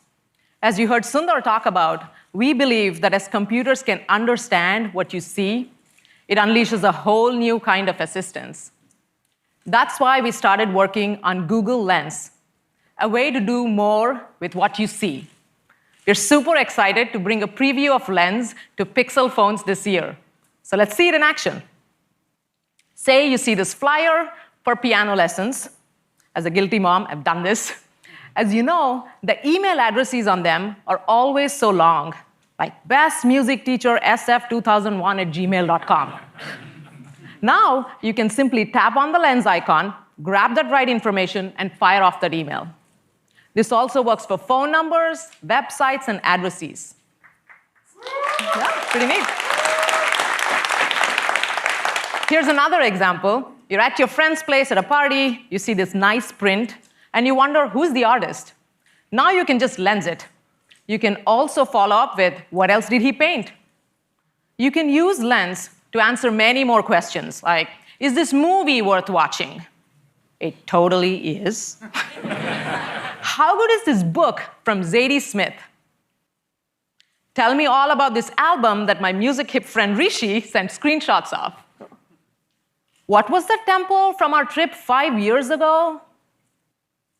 Look, across all these examples, there are a lot of things happening under the hood that are all coming together. So I'm going to geek out for a moment and call out a few things. The computer vision systems. We've had some major breakthroughs in deep learning, and now they go from pixels in the photo to things in the scene. The power of Google search helps us train these algorithms with millions and millions of images across the entire web. The power of Google's knowledge graph with its billions of facts about people, places, things. We put it all together, and now you know, this Buddhist temple in Kyoto was built in the year 1236 AD. Who would have known? Now, this has to work in the noisiest of conditions. These photos can be taken at different angles, different times of the day, different weather conditions, out of focus pictures, shaky hands, you get the picture. To be clear, sometimes computers do trip up, especially when things kind of look similar, like this. Let's take a moment. Is this a muffin or is this a chihuahua? You tell me. It's early days for Lens. But this is a familiar journey for us. When Google started, our search index contained about 25 million pages. Now, it's in the trillions. When we started working on voice recognition, our algorithms couldn't always catch what you were saying, especially with an accent like mine. Now, we have an accuracy rate of more than 95%. That's as good as humans. We're just getting started with helping you do more with what you see, be it a photo from 5 years ago or something right in front of you. In time, we want to bring Lens everywhere, but super excited to bring a preview of Lens to Pixel users first. So you'll start to see this icon appear in Google Photos and soon Google Assistant. We just talked about how the phone can help you understand the world, but it can also help you place things into the world. That's right. That's augmented reality. We see it as a powerful way to bring the physical and the digital together. That's why we started working on AR Core, our augmented reality SDK for Android. And we see that developers are already using it to create some amazing experiences. I want to show you a few examples here. So let's take House. They're bringing the showroom into your living room using AR. With League of Legends, you can watch one of the most popular esport games on an AR map built by Grab Games. And with Lego, my favorite, you can build virtual models with characters that really come to life. All the fun, no Lego pieces to step on. We at Google are also making some fun things, and our teams have been working hard to create this new experience. We call it AR Stickers. It's built right into the camera, and it's exclusive to Pixel. With AR Stickers, you can express yourself with playful emojis, like these fun food characters here. There's lots to choose from, and more will be added over time. Our partners are also making some fun stickers here, and I want to show some of them to you right now. So let's start with the Netflix original, my favorite show, Stranger Things. Can't wait for season 2. Ready to see it? Okay, time to set the mood. Lights, please. Okay, here's Leah using the Pixel camera. We're looking at the AR stickers. We're in the Stranger Things collection. Yes? Okay. So let's pick a character. Let's pick Demigorgon and place him right next to me.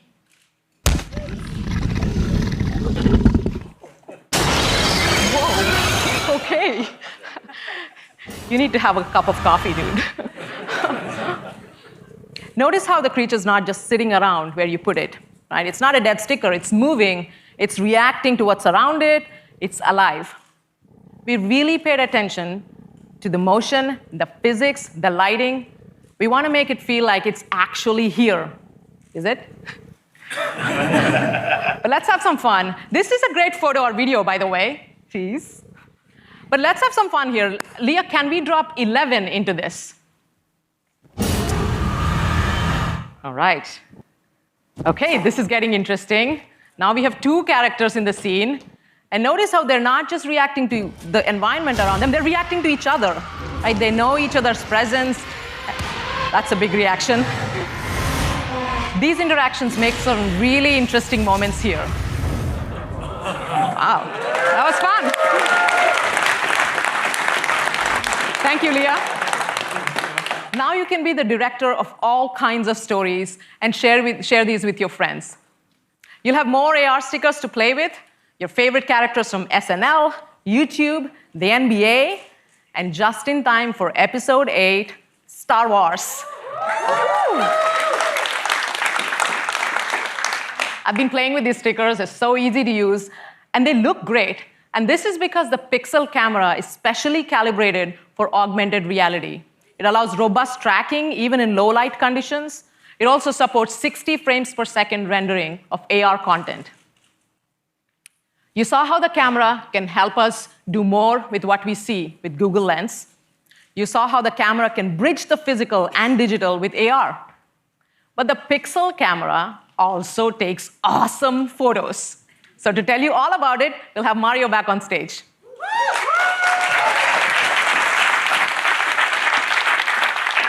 Thanks, Aparna. We hear every day from users of the first Pixel phone that the camera is one of their favorite features. You can see why in the amazing photos that people post with the Team Pixel hashtag. Last year, Pixel received a DxO score of 89. That was the highest rating that DxOMark had ever issued to a smartphone. With Pixel 2, we have reimagined smartphone photography through great hardware and unparalleled imaging software, tuned by our engineers and researchers. Today, we're proud to announce that DxOMark has issued Pixel 2 an unprecedented score of 98.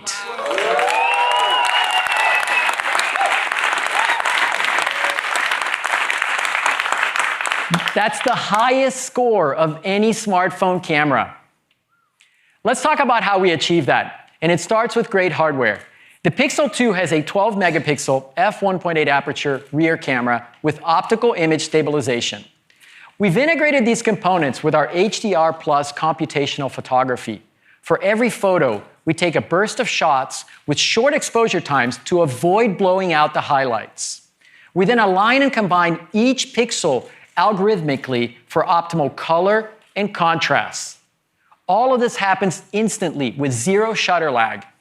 The results are stunning with high dynamic range, even in challenging low light conditions. This year, we've increased the dynamic range and improved texture and sharpness. And combined with a new autofocus mechanism and optical image stabilization to reduce blur from shaky hands, you get amazing shots every time, like this and this. Pixel 2 also brings you portrait mode. But we're implementing it a little bit differently. We're applying Google's unmatched computational photography and machine learning. Portrait mode lets you take professional-looking shots with a blurred background to make the foreground pop, like what you might capture with an SLR camera. Other smartphones do this by combining the images from two cameras. Pixel 2 does portrait mode with just one camera and machine learning. What's unique about Pixel 2 is that it can generate a true depth map with a single lens. So you get beautiful portrait shots without needing a second camera. The way this works is that the Pixel 2 camera includes a dual pixel sensor technology. This means that each pixel in an image contains a right and a left view. The difference in perspective from those pixels, combined with machine learning models trained on almost 1 million photos, means that this works on really hard cases, like a busy, colorful background. And yes, this does work with objects too. And there's more. Portrait mode doesn't just work on the main camera.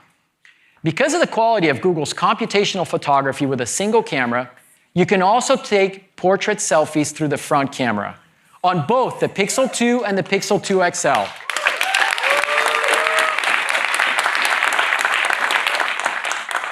The Pixel 2 takes amazing videos too. We're applying optical image stabilization simultaneously with video stabilization at the same time. Other smartphones do optical or digital, but don't do both at the same time. During video recording on a Pixel 2, the OIS hardware actively corrects shake artifacts, while at the same time, the software-based video stabilization uses intelligent frame look-ahead to stabilize the overall video. We call this fused video stabilization, and it's another example of Google's hardware plus software plus AI working together. The result is less motion blur, even in low light. Your videos look smooth and professional. The Pixel 2 camera also supports a feature called motion photos. For the photos you take, your Pixel captures up to 3 seconds of video behind the scenes, removing uninteresting motion and applying our unique fused video stabilization technology to the result. But of course, the proof is in the photos and videos. So we invited some photographers and producers to test drive the new camera, and they were stunned by what they can do with the Pixel 2.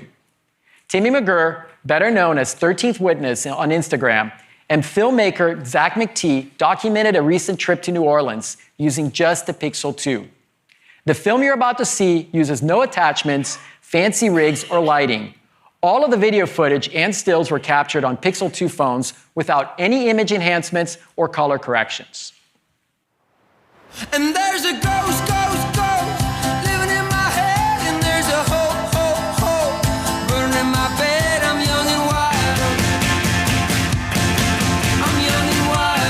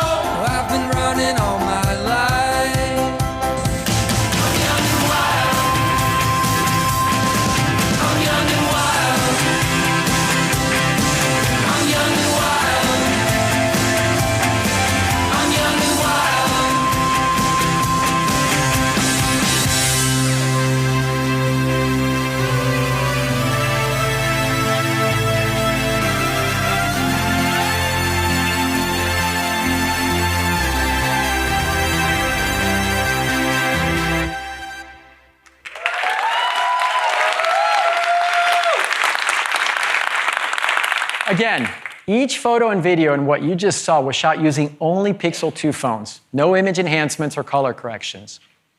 Now, the Pixel 2's camera is simple enough and smart enough that your photos and videos can look just as good. So, the Pixel 2's photo experience doesn't end when you take a photo or shoot a video. We want users to be able to easily find them and store them securely without having to worry about running out of storage. After all, simple storage and search is part of what makes us Google. So we're happy to announce that Pixel 2 users will continue to get free unlimited storage for all of the photos and videos they capture in the highest resolution, including 4K videos and motion photos. This is a big deal.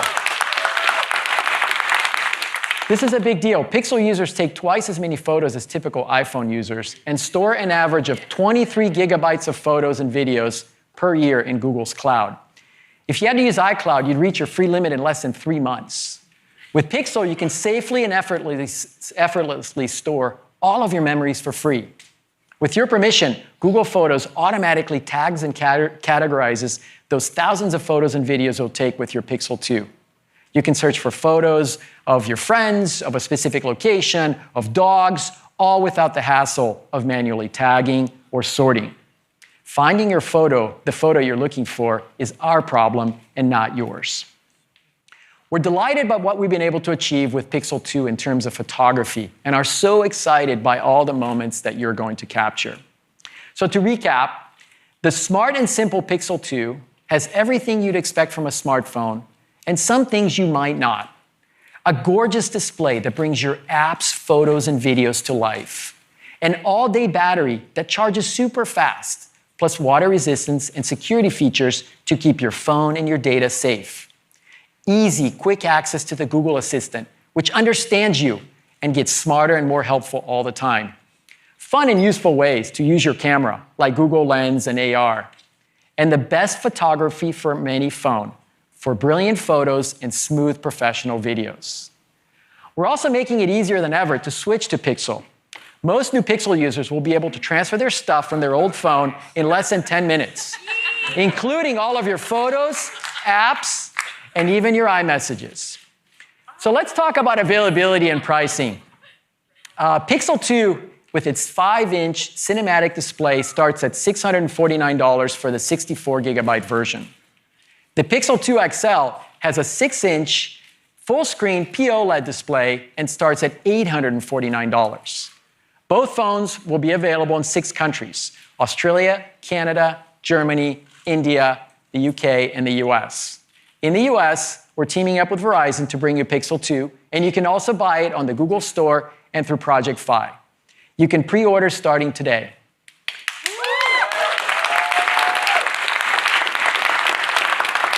We're also excited to make the Pixel 2 XL available in Italy, Singapore, and Spain later this year. And we have a new family of cases that make your Pixel truly yours. Pixel owners can customize a live case with a favorite photo, place, artwork, or one of our Google Earth designs. We're also launching a range of soft knit fabric cases in 4 colors. And more than 250 Pixel 2 accessories from 25 popular brands will be made available through our Made for Google program.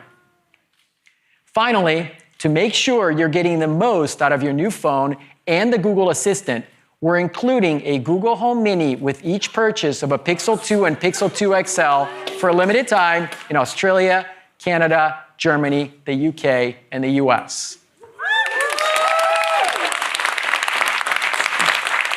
So that's the new Pixel, the radically helpful smartphone that combines the best of Google hardware, software, and AI. We hope you'll love it as much as we do.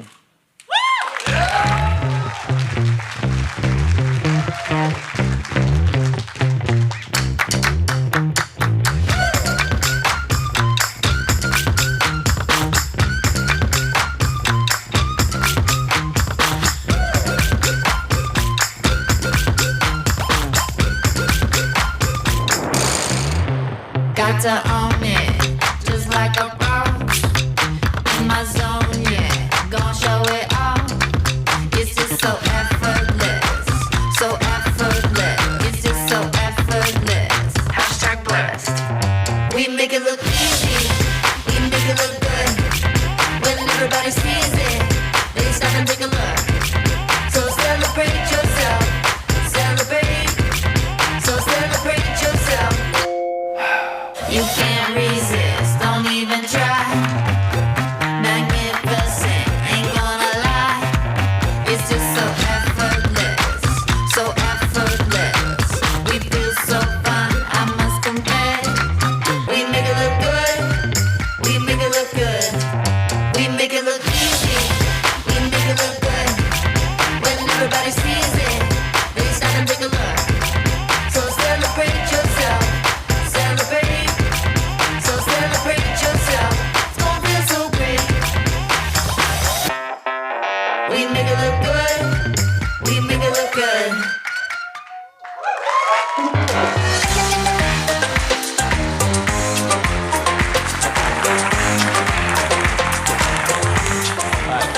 All right, so as you've seen, we've spent the past year reimagining a simpler, more helpful smartphone experience. We've also been working on some new products to make your Pixel 2 experience even better. Let's start with the newly updated Google Daydream View, our virtual reality headset. We kept everything from last year that people loved, and we made it even better. To start, we have a new lineup of colors that complement this year's Made by Google family. We also upgraded the lenses and the fabrics, so the headset has our widest field of view yet and is super light and comfortable. Of course, what matters most in a VR headset is where it can take you. Last year, we launched with 25 apps and games, and now we have more than 250 high-quality VR titles.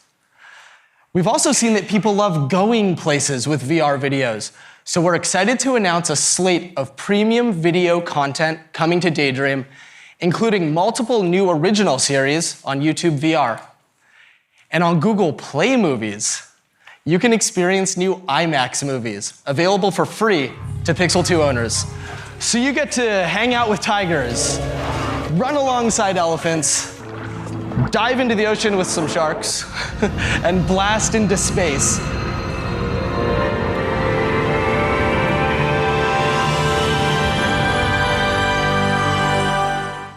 With Pixel 2's new front-firing stereo speakers, these movies sound as amazing as they look.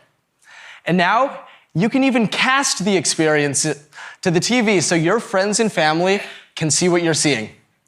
The new Google Daydream View is the best mobile VR headset on the market and will be available for $99. Today, we're also announcing a smart new audio accessory that works perfectly with Pixel 2. Our first pair of premium wireless headphones. They're called Google Pixel Buds. Our team designed Pixel Buds for great sound, delivering clear highs and deep bass. So whether it's jazz, house, or a symphony, it all sounds incredible.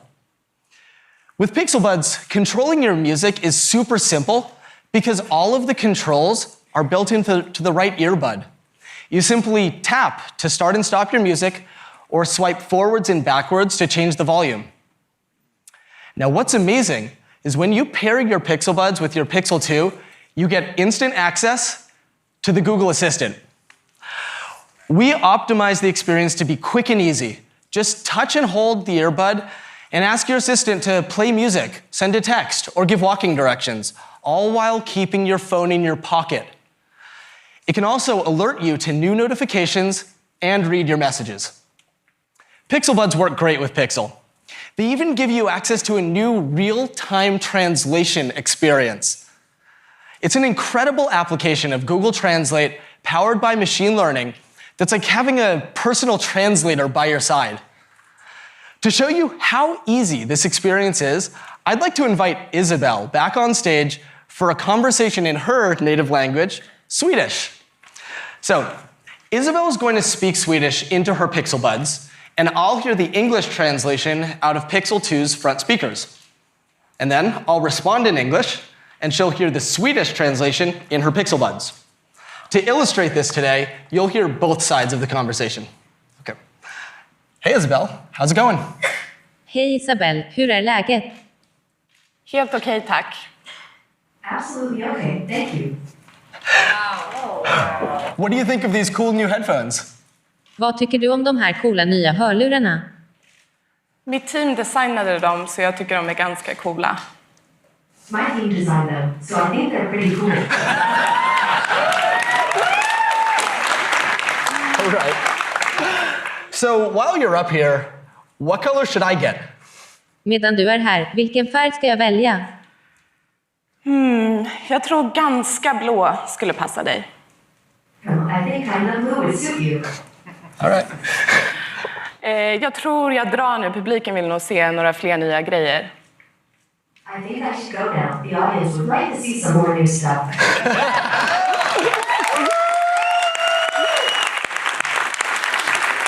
Thank you, Isabel. So with Pixel Buds, I can use real-time Google Translate to have a natural conversation in 40 languages.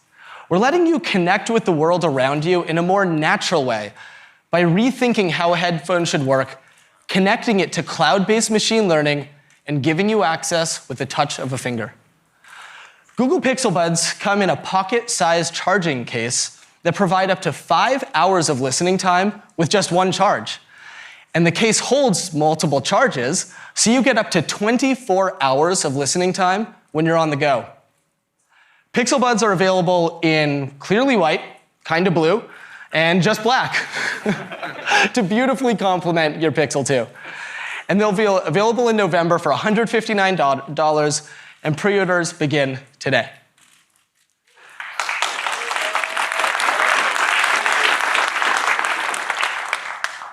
We have one more product to show you. It's about photography. Now, we all love photos. A lot of our photos let us step back into a moment with friends, with family. Some of our favorites are the candid ones, like this. They capture the essence of a moment. But the problem is, to get those photos, someone needs to be the photographer on duty, waiting to press the shutter button at just the right moment. And we were thinking, how do you capture those fleeting, spontaneous moments while letting yourself be part of the moment? So we've been working on that. And I'm really excited to share an entirely new type of camera that works with your Pixel. We call it Google Clips.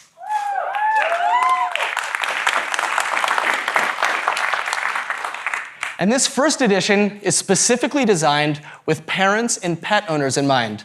So you'll capture more of those spontaneous smiles, first steps, and first tricks. Now, Clips has all the things you would expect from a great camera: a high-performance lens, a powerful image sensor. It has a shutter button. But that's not what this camera is all about. We reimagined this camera from the inside out, starting with the software and applying machine learning to build a camera that takes photos for you, so you can enjoy the moment and instantly get shots you couldn't get before. Thank you. How does all that work? It starts with an AI engine at the core of the camera. Let's talk about what that engine does. When you're behind a camera, you look for people you care about. You look for smiles. You look for that moment your dog starts chasing her tail. Clips does all of that for you. Turn it on, and it captures the moment so you can be in the moment. And because the software is at the core of the camera, it's gonna get smarter over time. We also reimagined what camera hardware should do for you. Clips is tiny. It weighs almost nothing, so you can easily toss it into your pocket. And it's a hands-free camera, so you can get these amazing new perspectives on your experience and get yourself in the shot by attaching Clips to almost anything or setting it down. Now, from the beginning, we knew privacy and control really matter, and we've been thoughtful about this for Clips users, their family, and their friends. Let's start with the basics. It looks like a camera, and it has an indicator light, so everyone knows what the device does. Next, it looks for stable, clear shots of people you know, and you help the camera learn who's important to you. And finally, all the machine learning happens on the device itself. So just like any point and shoot, nothing leaves your device until you decide to save and share it. This approach to designing and engineering Clips required some significant technical breakthroughs to miniaturize the type of powerful machine learning that only a few years ago needed a supercomputer. Let's take a look at what Clips actually captures. So here's some Clips I've captured with my family at home. Now, as you can see, it's not just photos that Clips is taking. It's taking little snippets that capture the whole moment. We call those, of course, Clips. You can save them as a motion photo, or choose any frame to save as a high-resolution still. It's like having my own photographer shooting and choosing the best moments for me. And I just have to swipe to save to Google Photos, which can automatically make movies out of your Clips in seconds. So that's the new Google Clips, a new type of camera that brings together the best of Google AI, software, and hardware to help people more easily capture genuine, candid moments of family, friends, and pets. Clips will be coming soon and selling for $249. Take a look at some of these great Clips from our earliest users. Enjoy.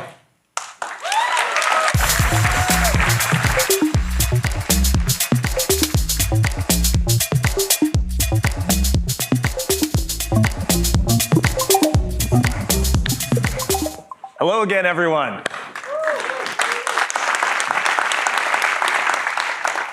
What you just saw in Pixel Buds and Clips blends AI with the best of Google software and high-performance hardware to create new, radically helpful experiences for users.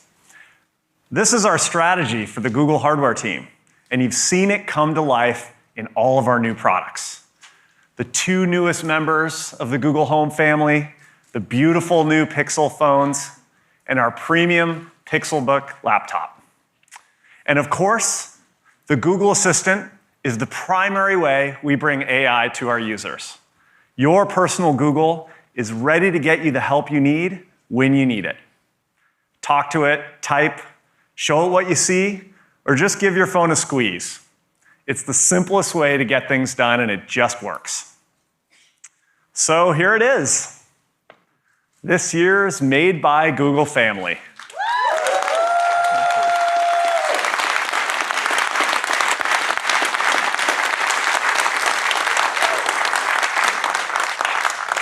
We've created them as a single set of products that are designed for you with familiar elements, from soft materials to curved lines and simple, stylish colors.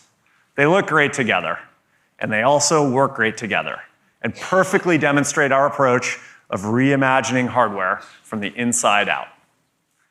Thanks so much for joining us today. For you live stream viewers, take a closer look at our new products at our redesigned Google Store.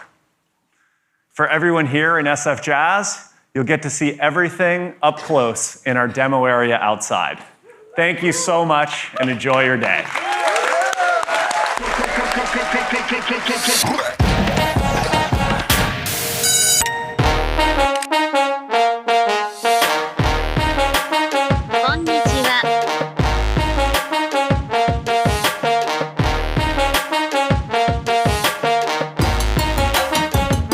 How can I help?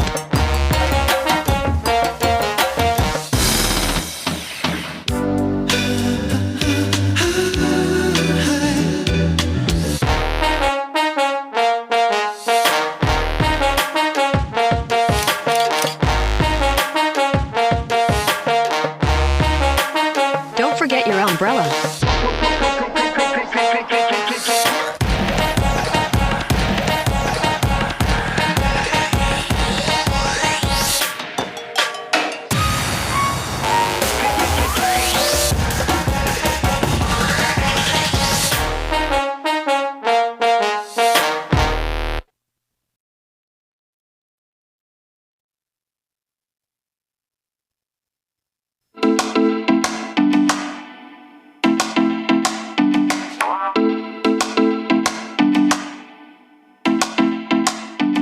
Everybody, all right, we are back. We are grooving. I gotta say, those DJs were hot.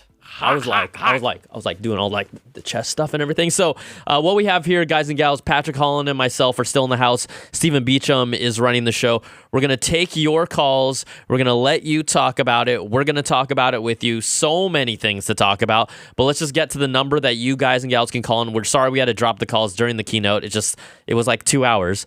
So the phone number that you could call is 1-844-811-9561.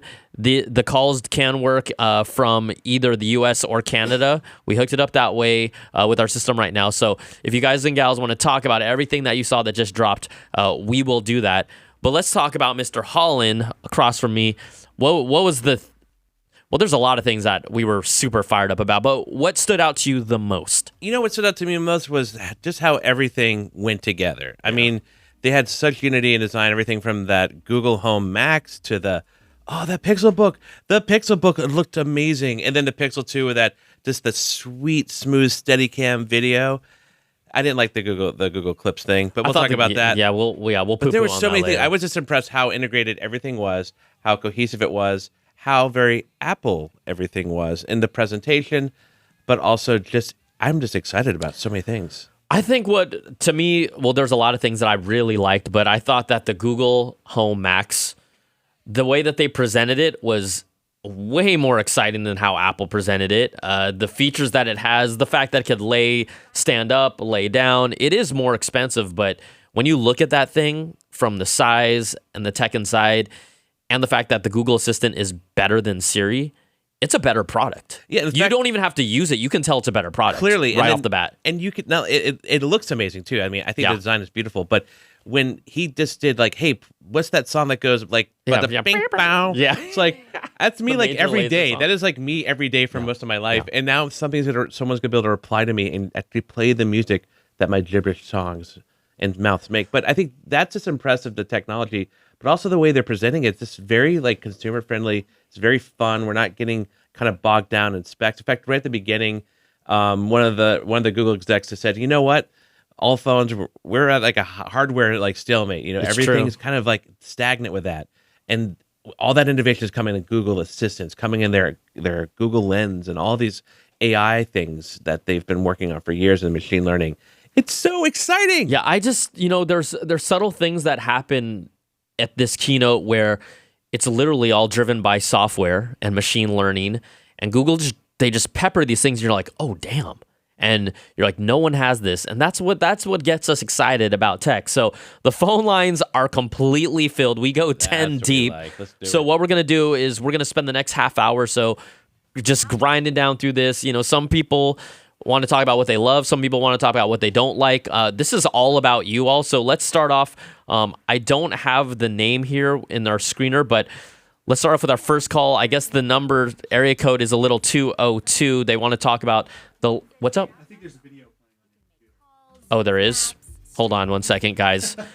Guys and gals, give me a second. Hold on. Yes, there was. I was still bumping to that DJ music. Yeah. Okay, is it gone now? Yeah. Okay. So we have... It is? If you had that new Pixel book, this wouldn't be happening. This is what I'm learning. Oh, here, that was another one. Okay. Is it gone now? It's gone now. Okay. Sorry, guys. I'm watching the keynote. Okay. Our buddy or our gal from the 202, first caller in here that wanted to talk about the lack of information about, I'm not sure exactly about a service, but welcome to the show, CNET Live here. What's up? Hey, what's going on, Brian? This is Ray. What up, Ray? So, yeah, just wanted to talk about the lack of info on Google Fi, the cellular service that Google has attached to the Pixel. Like we've seen it obviously available, and they've kind of catered towards Pixel users. They typically don't talk about Google Fi at the keynotes, quite honestly, because they really try to make it a little bit more product focused. But yeah, we didn't hear anything. I don't know what's the latest with it, quite honestly. But yeah, we didn't hear anything from it. Were you looking to hear something specific?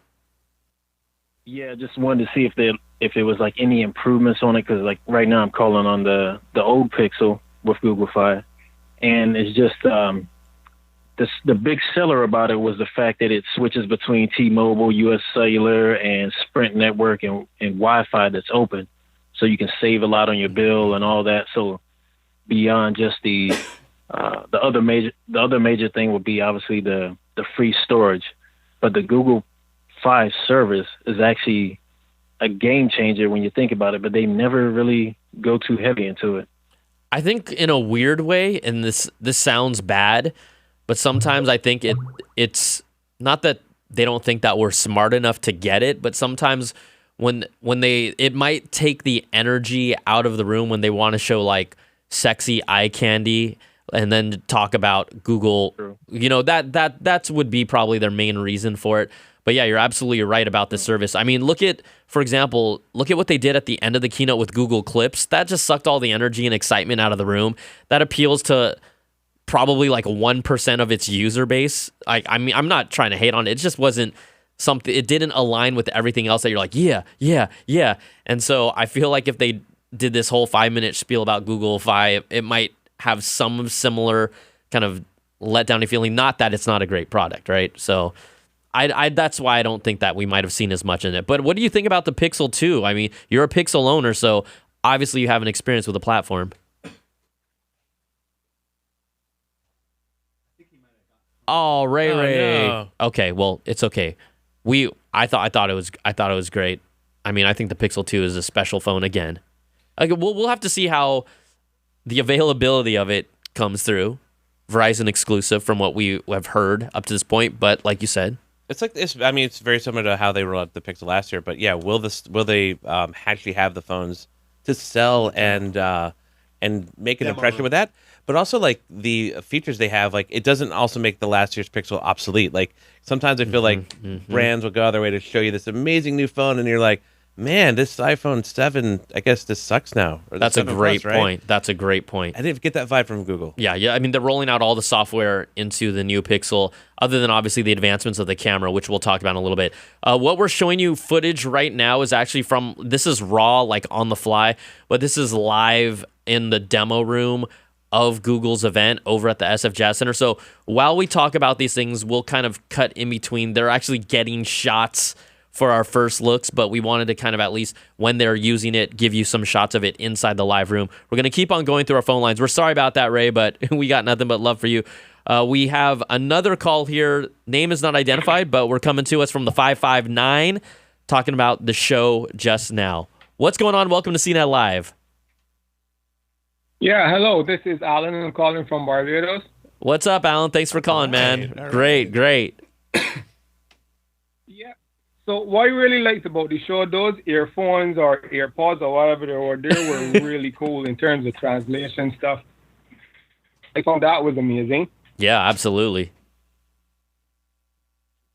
And I think that Home Max is a direct copy of Apple's, the home stuff Apple have, which is kind of funny. They had to come up. Once they said that there would be no actual headphone jack on this phone, it was clear to us that they had to have some sort of a solution. Quite honestly, we knew about it, but we can't always say everything like that. Unless it was leaked, we don't want to talk about. We knew about it before the keynote, but we didn't want to just spoil it for everyone because that's kind of fun. But man, to actually see that translation in action, I thought that was pretty special.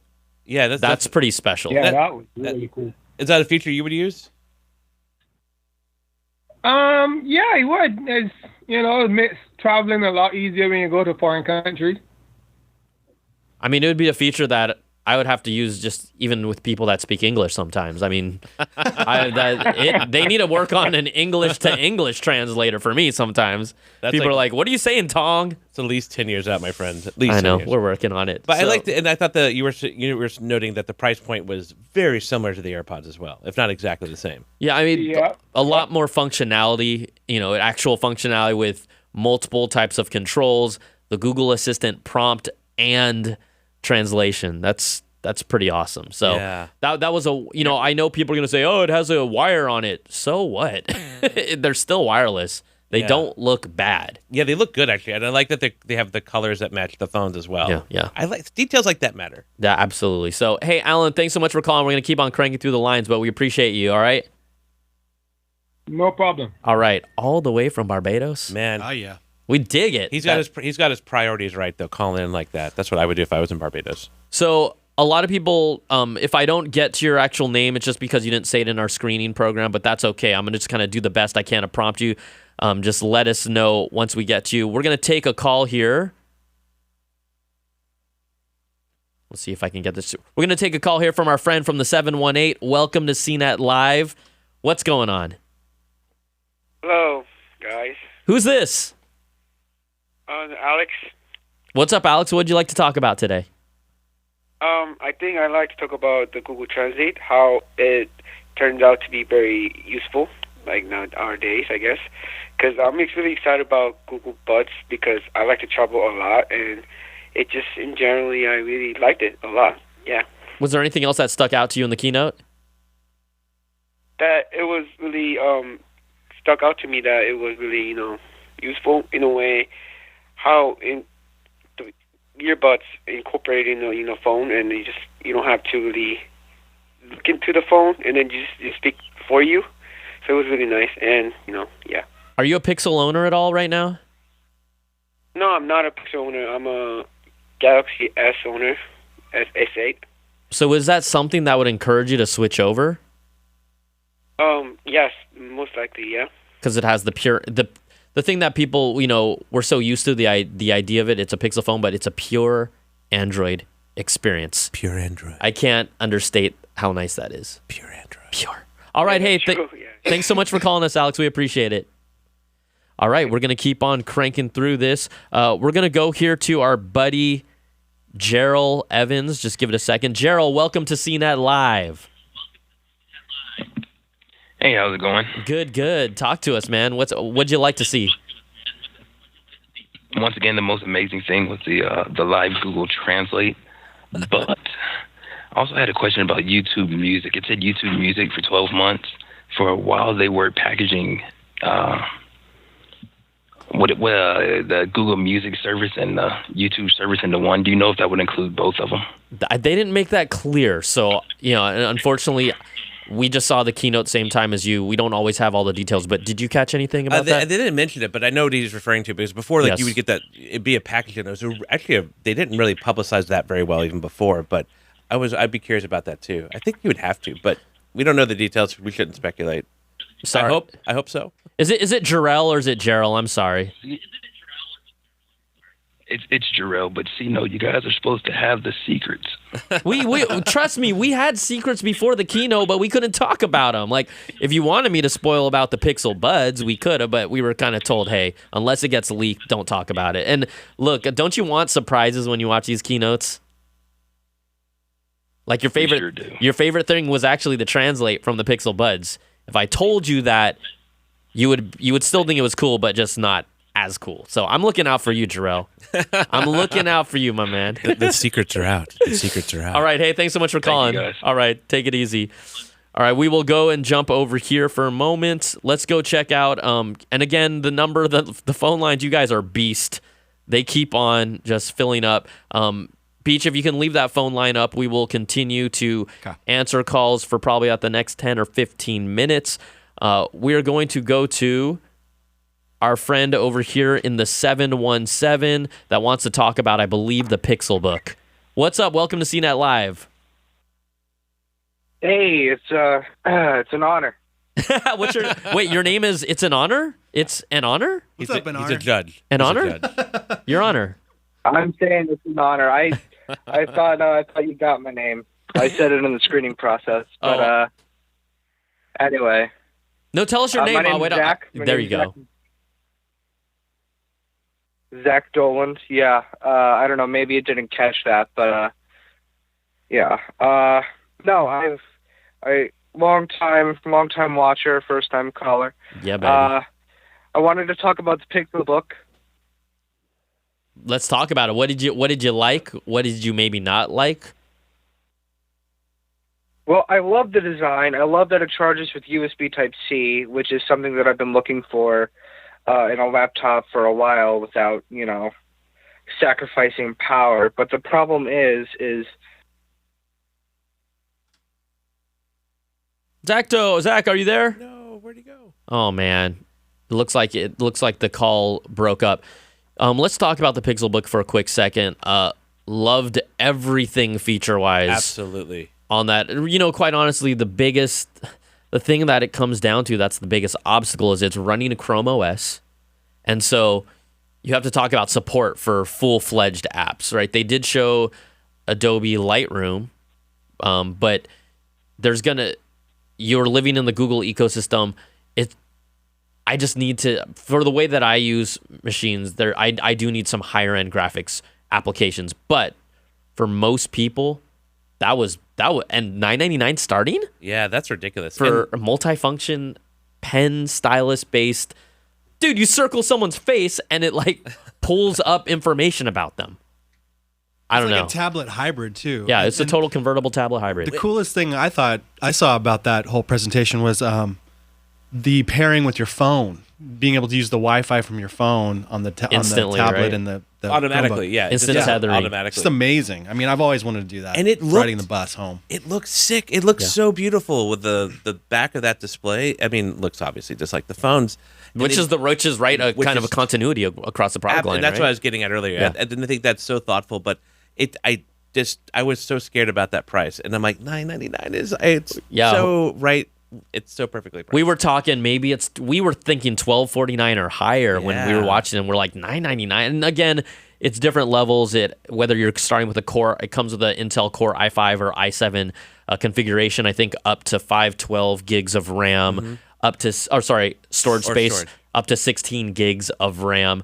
So this is not a weak machine by any means. And I liked how they're integrating. It's obviously literally straddling the line between a tablet and a laptop, but bringing Snapchat on, that's going to definitely sway some users. I saw Instagram flash up there too during the presentation, but you're just like, yeah, that's smart. It's smart, and there are power users who are going to need video and stuff like that, and big editing tools. But something like Lightroom is not a very light tool as well, and that was shown on there. But man, it looked so good, and the use, and then there's the Pixelbook pen. Yes.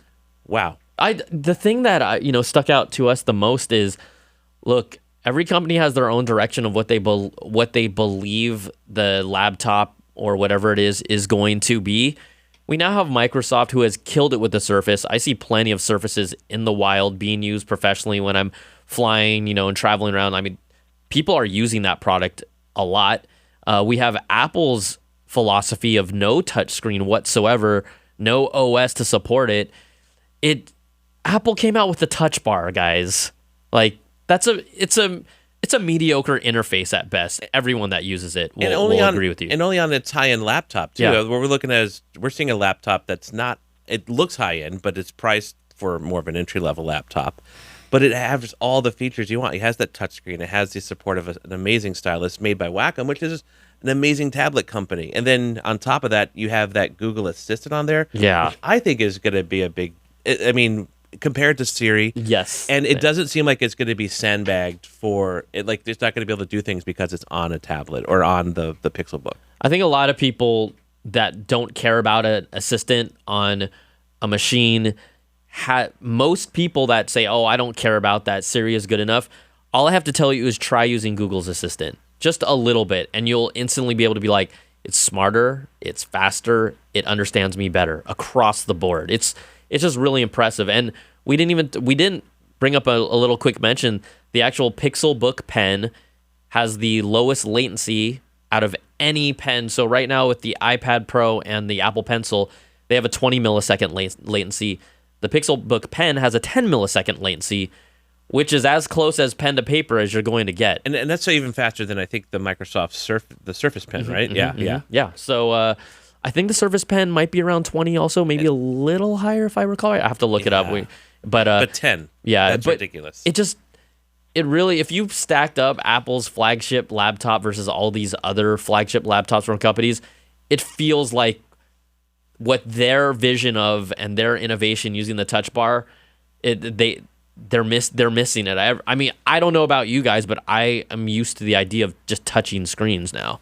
And it'll be funny, give it maybe 2-3 years, then Apple comes out with some sort of level of a touchscreen type laptop, which they've been so resistant to, but it's here already in multiple formations. We have the Lenovo Yoga line, and Surface and Pixelbook now, and plenty others. Well, this goes to show if you make it, you not only add that feature, but you do it well. And I think that's the other thing that, we didn't always see Microsoft Surfaces. It took them a while to figure it out. It didn't pass the coffee shop test, but now you go in a coffee shop and you see people on Surfaces. And I think it's exciting because, there's always been that little bit of a stigma around like a Chromebook too, right? That like, it can't do all these things, but they just show that you can, and it looks nice, and it's going to be a great experience. I'm excited to try it out. Yeah. That was one. I think for me, that next to the translation was probably the most exciting part. Very cool. All right, we're going to keep on taking a few more calls. I know that the lines are completely filled, so just stick with us. Sometimes the names have popped up in our screener software, but we will bear with us. So let's go talk to our friend from the 571. Come on, let's go, baby. It's taking a moment, so just bear with me. Hello there. Hello? Welcome. Hello, we're here. Welcome to CNET Live. What's your name? My name is Maximil. All right. And what do you want to talk about? Fucking right in the pussy.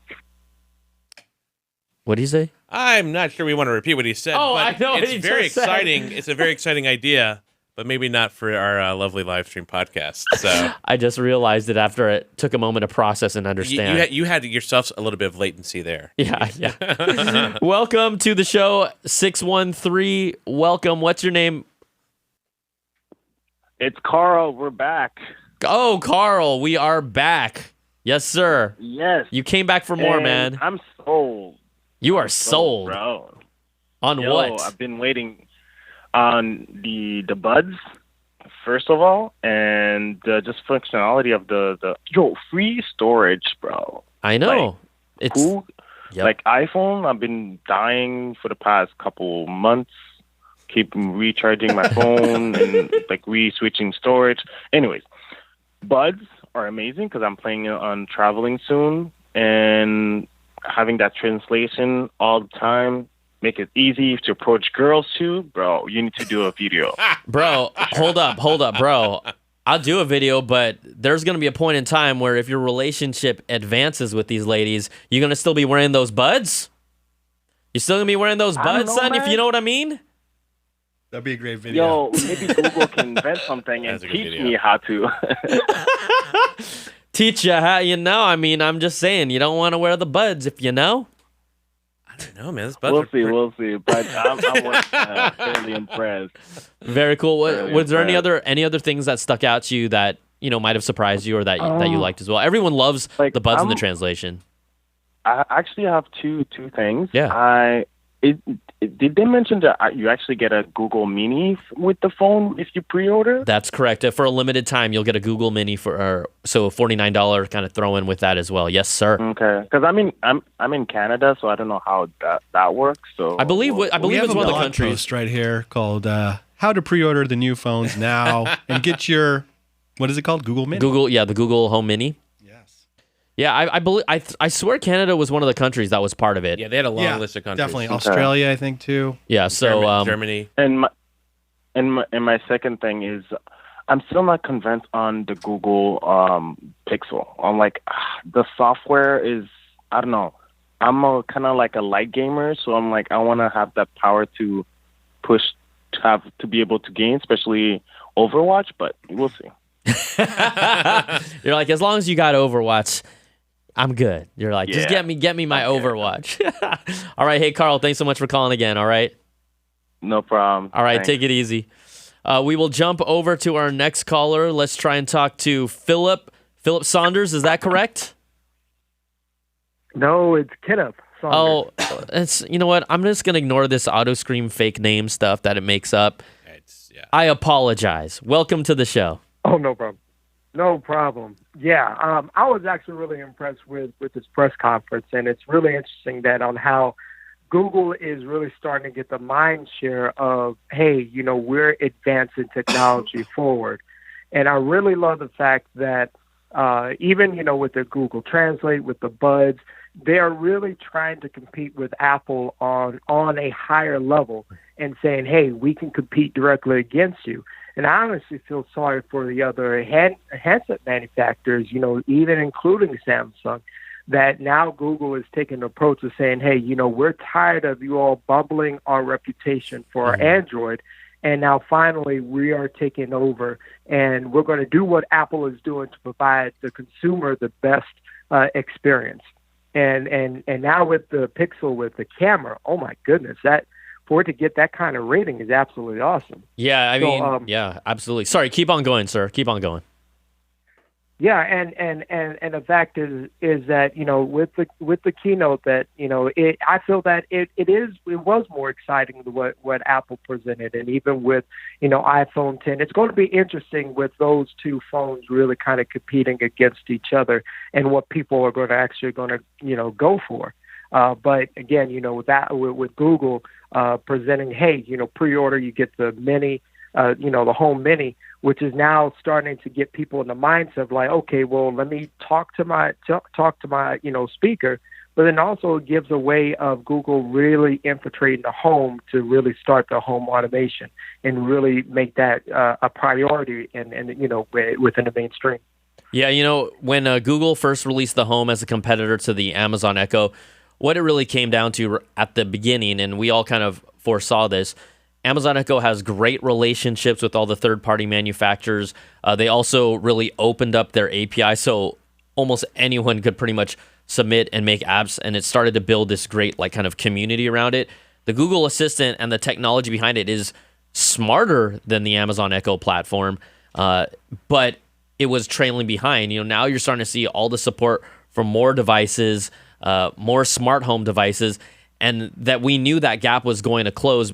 But now, like you say, it's part of an ecosystem with the phone, with everything that you can do with it, to the Chromecast, to this and that. So using it to dial out from your actual phone number, that was something that was pretty cool. Like, just great. knowing that connection is there. So they're continuing to just kind of build and build. And to your point about the Pixel phone, look, I have nieces and nephews, and even they say that Google is cooler to them than Apple.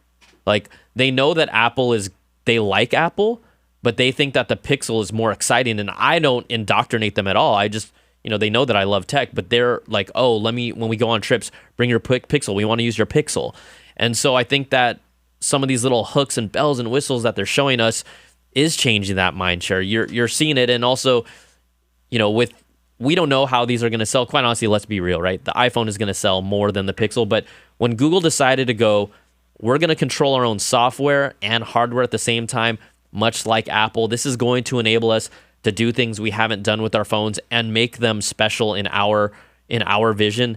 That was a big deal. And I think they made the Pixel, the original Pixel, they didn't necessarily care if it was a success in the market, but if it was a critical success, that was what was important, right? Actually having a quality product that didn't bomb to the critics and users, whether or not it sold a lot of units initially. And I think going back to the presentation too, I think we saw a lot more discipline from Google, because they've always had great ideas and some crazy products that have completely failed. But then on the flip side, we saw there's a lot more refinement to what we saw in the products, a lot more thoughtfulness both in the design and carrying that over from one product to the other, but also just that integration. And so now we're sitting there looking at this not only as like a Google Home and a Google Assistant, but we're looking at a laptop, we're looking at phones, we're looking at earbuds. Even though I didn't like that Google Clips camera, it's still integrated into their overall thing. And I think that's actually a little more of a flashback of old Google, like of a couple years ago, like, hey, we got this cool thing and we're going to throw it out there. It's like, no. Like, dude, no one wants that. You did so good. You stayed on the track and then you got off. They didn't need to do that at all. But that's what I think I'm excited about, is we're just seeing a very mature Google step forward and just own it. And yeah, we had some, they threw some sand, through some shaded Apple. Oh, yeah, about features on both phones, not separating that. And that's fun and stuff. But on the flip side, I think they don't, even though they are competing with Amazon, they're competing with Apple. For a long time, they've been kind of competing with themselves just to be that disciplined, like concise company. And it was just so exciting to see that flow happen. And all those products, man, except for the clips that we'll poop on the clips. No, all day. and I'd say I'm not trying to poop on the clips, but I'd say I'm excited to try all of them out and just to see how they work together too. Yeah. So Philip, any other things that you wanted to bring up before we let you go? Like, which product are you most likely looking to purchase out of what you saw today? Don't say Google Clips. Okay, so it's Kenneth. I'm sorry, Kenneth. Sorry, yeah, it says Philip. Kenneth, sorry. Bad apple. I'm such a loser. Well, actually, I am an Apple person. Yeah. And I'm completely into the Apple ecosystem, and I'm looking forward to the HomePod, but I also own a Google Home and then also an Amazon Echo. Yeah, and my baby. home was going off like during the whole keynote. And they crazy telling it to be quiet. Oh my goodness, I didn't realize they say "Okay, Google" so much. But the product I'm really interested in it is the Max. Yeah. And it's really interesting that they're pricing it higher than Apple's HomePod. And because I'm a very I love sound. I love music, just like how Dippo was talking about. I listen to music all the time. Yeah. And for me, I get excited about. Well, they're talking about the sound quality. Well, I got to hear it in person. And what I'm afraid of, though, is that if I'm going to hear it at a retailer like Best Buy or whoever, I might not be able to get the best sound quality. I mean, it may be a good demonstration, but you know how those places, they don't really let you, really play anything out loud the way that you want to. But it's going to be interesting on how, I might go ahead and buy that product more than anything else. Because even like with the laptop, the Pixel Book, well, I got an iPad Pro. And the only issue with that, I do everything on iPad Pro. It does all my productivity. The only thing I can't do is develop on it. Mm-hmm. But the Pixel Book is good. But the challenge is, like you all said before, how are developers going to create apps specifically for Chrome OS? And that is going to be a challenge because using a mobile app, because it connects to Google Play and whatnot, is going to require developers to rethink their apps. so that can be compatible with that device as well.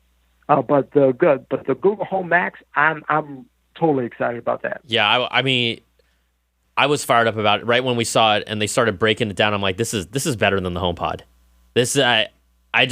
It's clearly better. So we'll see how it shakes out. Yeah, but I think it's kind of like buying a mattress too. Like you got to like just have it and live on a mattress for a while to really know it. I mean, just like that's why we got returns, baby. But yeah, and so I mean, you have like give me like 100. Give me a 2 week return, 15-day return policy. Give me like 100 night like with my like the Max and the AirPod, and I'll let you know HomePod. I'll let you know which one plays better. Yeah. All right, Kenneth, I got you this time, man. Thank you so much for calling. Great talking, and love your insight. And obviously, we can tell you're a tech fan. You know, you're in the different ecosystems, so that's really great. So we appreciate that, man. Yeah. Cool. Oh, no problem. All right, let's keep on going. We're gonna take. I guess we'll take like we'll take 3 more calls. Sorry for everyone that I may not get to, but we will talk about it. They're still checking out the Google Pixel on site. Looks like I have Daniel, hopefully. Are you there from the 559? Yes, I'm here. Welcome to the show. Welcome to CNET Live. What did you want to talk about today? I just wanted to talk about the fact that the screen of the Pixel and the Pixel XL doesn't support HDR. I didn't hear them talking about HDR support. Since YouTube is supporting HDR, I'm surprised their phones, which is the Pixel and the Pixel XL, is not supporting HDR. I'm just surprised. Yeah, they didn't say that. I haven't looked at the official specs. That would have probably been something they would have touted. People that are listening or can let us know. But yeah, you're right. I didn't see HDR at all. I didn't hear him mention that. And that is like one of those little things that it's those little things, right? Like HDR, which I wouldn't say it's a little thing, but it's something that you're not going to buy. You're not going to go, I'm going to switch this for that. But it's nice to have it. And when you see a screen that has it and you go back to a screen that doesn't, oh man, what a difference! And it's interesting because the camera, I believe they did say it has built-in HDR capture, right? Yeah, it's like the Pixel. It's always capturing HDR. Correct. Or HDR plus, I think is what they call it. Correct. So although they didn't, what's interesting is although they didn't mention it, and again, sorry that we just got out of the keynote. Maybe to me, if you have a camera that captures HDR these days, you want a screen that can display that as well. So right? I think what you're saying is I should buy the Pixel 2 to take the picture and then put it on my iPhone X10 to look at the picture. That's the solution. Yes, there you go. Got to show love to all. Got to show love to everyone. So sorry we couldn't get that straight answer at the moment, but we appreciate you calling in, Daniel. All right. Okay. All right. Thank you. Thank you. Have a wonderful day. Bye. Thank you very much. Okay, let's take another one here and another one. Look, I'm gonna give some love back to Ray because I think this is the Ray where the call dropped off. Ray, are you there, my man? Yeah, it's me. I'm back. He's back. Ray is back. Sweet baby Ray. So the Pixel you were going to ask me if I would buy the new Pixel. Man, I don't think it's enough of an upgrade from the first Pixel, to tell you the truth. I'll probably just end up buying the iPhone 10. I mean, I got an iPhone and a Pixel right now, so I'll probably just update my iPhone. You know what? That's a great point because what we talked about is the fact that pretty much all the software rolling out is going to be just fine on the Pixel. So you're not really losing those features other than the actual camera hardware. You know, they didn't. I don't believe they talked about the processor, but early rumors had said that they were using the same processor. I believe was the Snapdragon 835 in it. It was 835, yeah. Right. I think there were rumors that it was using the same one. So that if that was the case, again, sorry, we don't have this all confirmed because we just got out of the keynote. That would completely support your point of like, you know what, I'll just hold on for this Pixel and maybe wait for the next one, unless you really want the bigger, badder screen on the Pixel XL and you didn't get that. But feature-wise, it's pretty bomb. Or you just don't want a headphone jack. I mean, that's like, time to upgrade. Yeah. Yep, and I still keep my headphone jack. But yes, I wanted to go into Translate a little bit too, the Google Translate, because I use that a lot over this last year. The Pixel Buds, could you do the same thing with any wireless headsets besides just swipe? When you said swipe, did you mean could you use the Translate feature with any other phone? Is that what you're trying to say?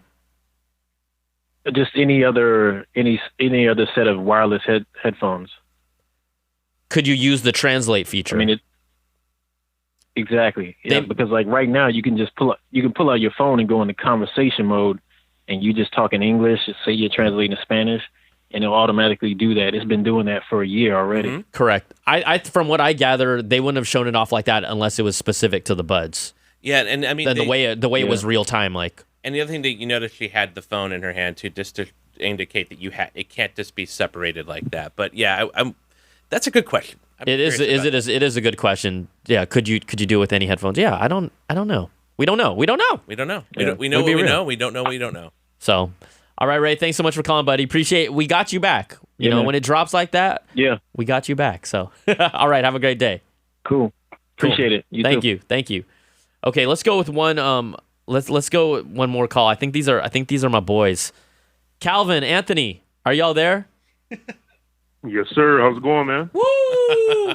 These are the brothers that like they want to bite each other. I'm telling you guys, I don't know why you aren't doing a podcast yet. I'm waiting for it. We're actually going to try one. We're going to try one out. That's what I'm talking about. I'm serious, man. I got nothing but love for you guys. What do you guys want to talk about today? Thank you, man. You know what? Actually, I was going to touch on the Google Translate as well as my man just said, wondering if, you could use it with just those or some other headphones. But it looks like you guys just touched on that. But other than that, I was going to say the Google Home Max is, man, a lot more impressive. As you guys know, we're Apple fans. But, man, that blows the little HomePod out of the water. That's what I'm saying. Like, I was... Although the HomePod is higher than I'd want, I was excited to try it. And when I saw that Google Home Max, I'm like, dude, that's the one to get. Exactly. That's how I felt. And so now I'm wondering if Sonos is going to try to get, because, Sonos just added, Alexa into their products. And I love the way Sonos speakers sound.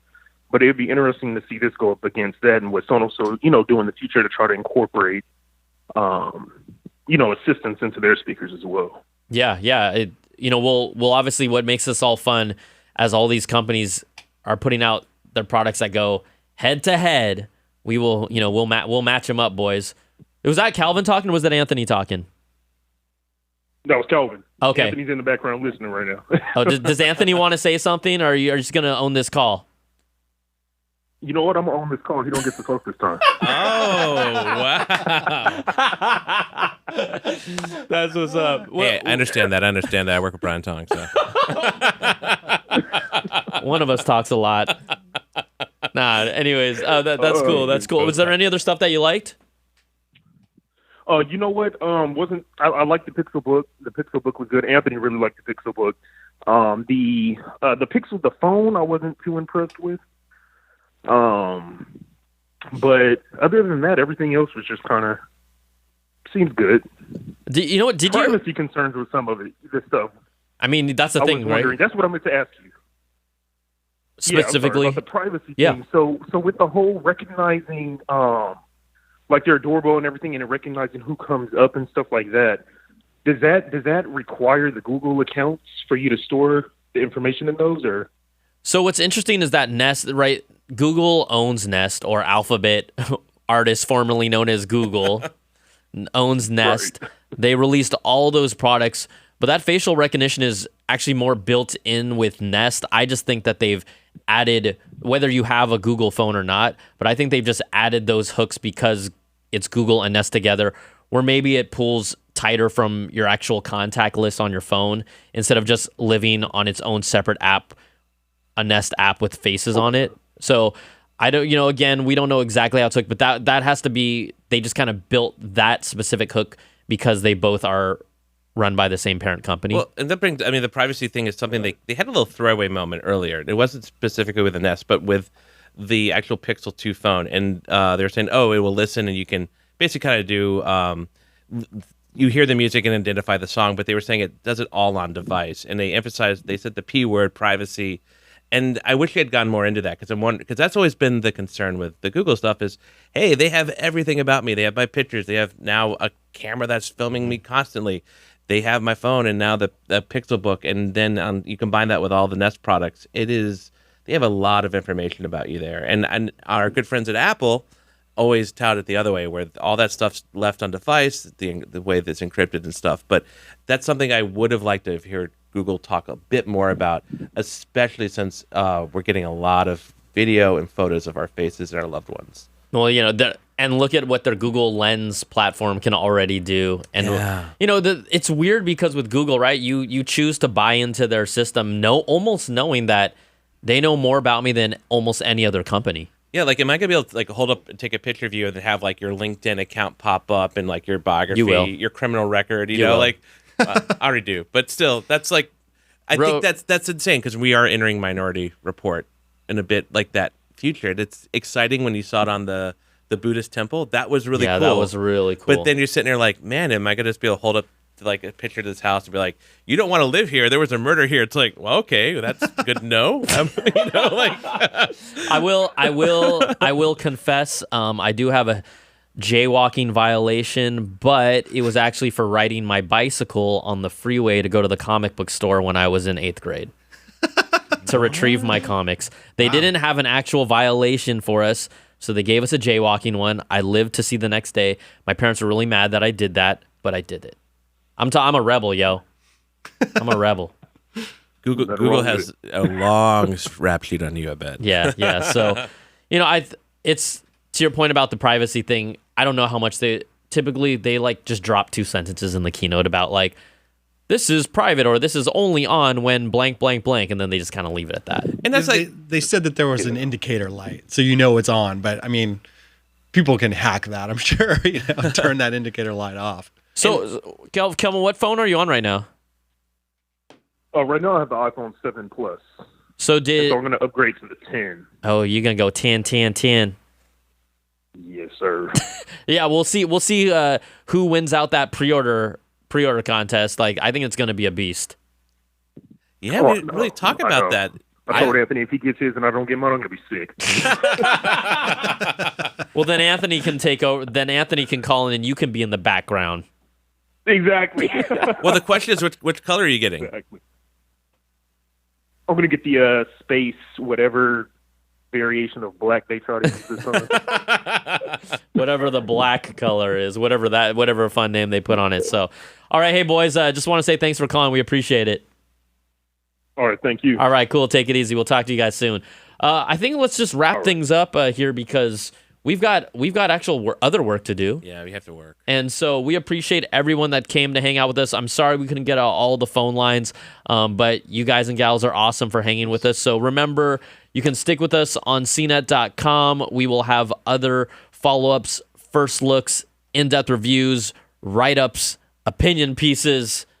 You name it, we got it. So videos. Yes. Patrick, thanks for hanging, buddy. Hey, thanks for having Always me again. Always a pleasure, my man. Absolutely. Mr. Beecham running the show like a champ with all 8 arms. Yeah. That's going to do it for this show.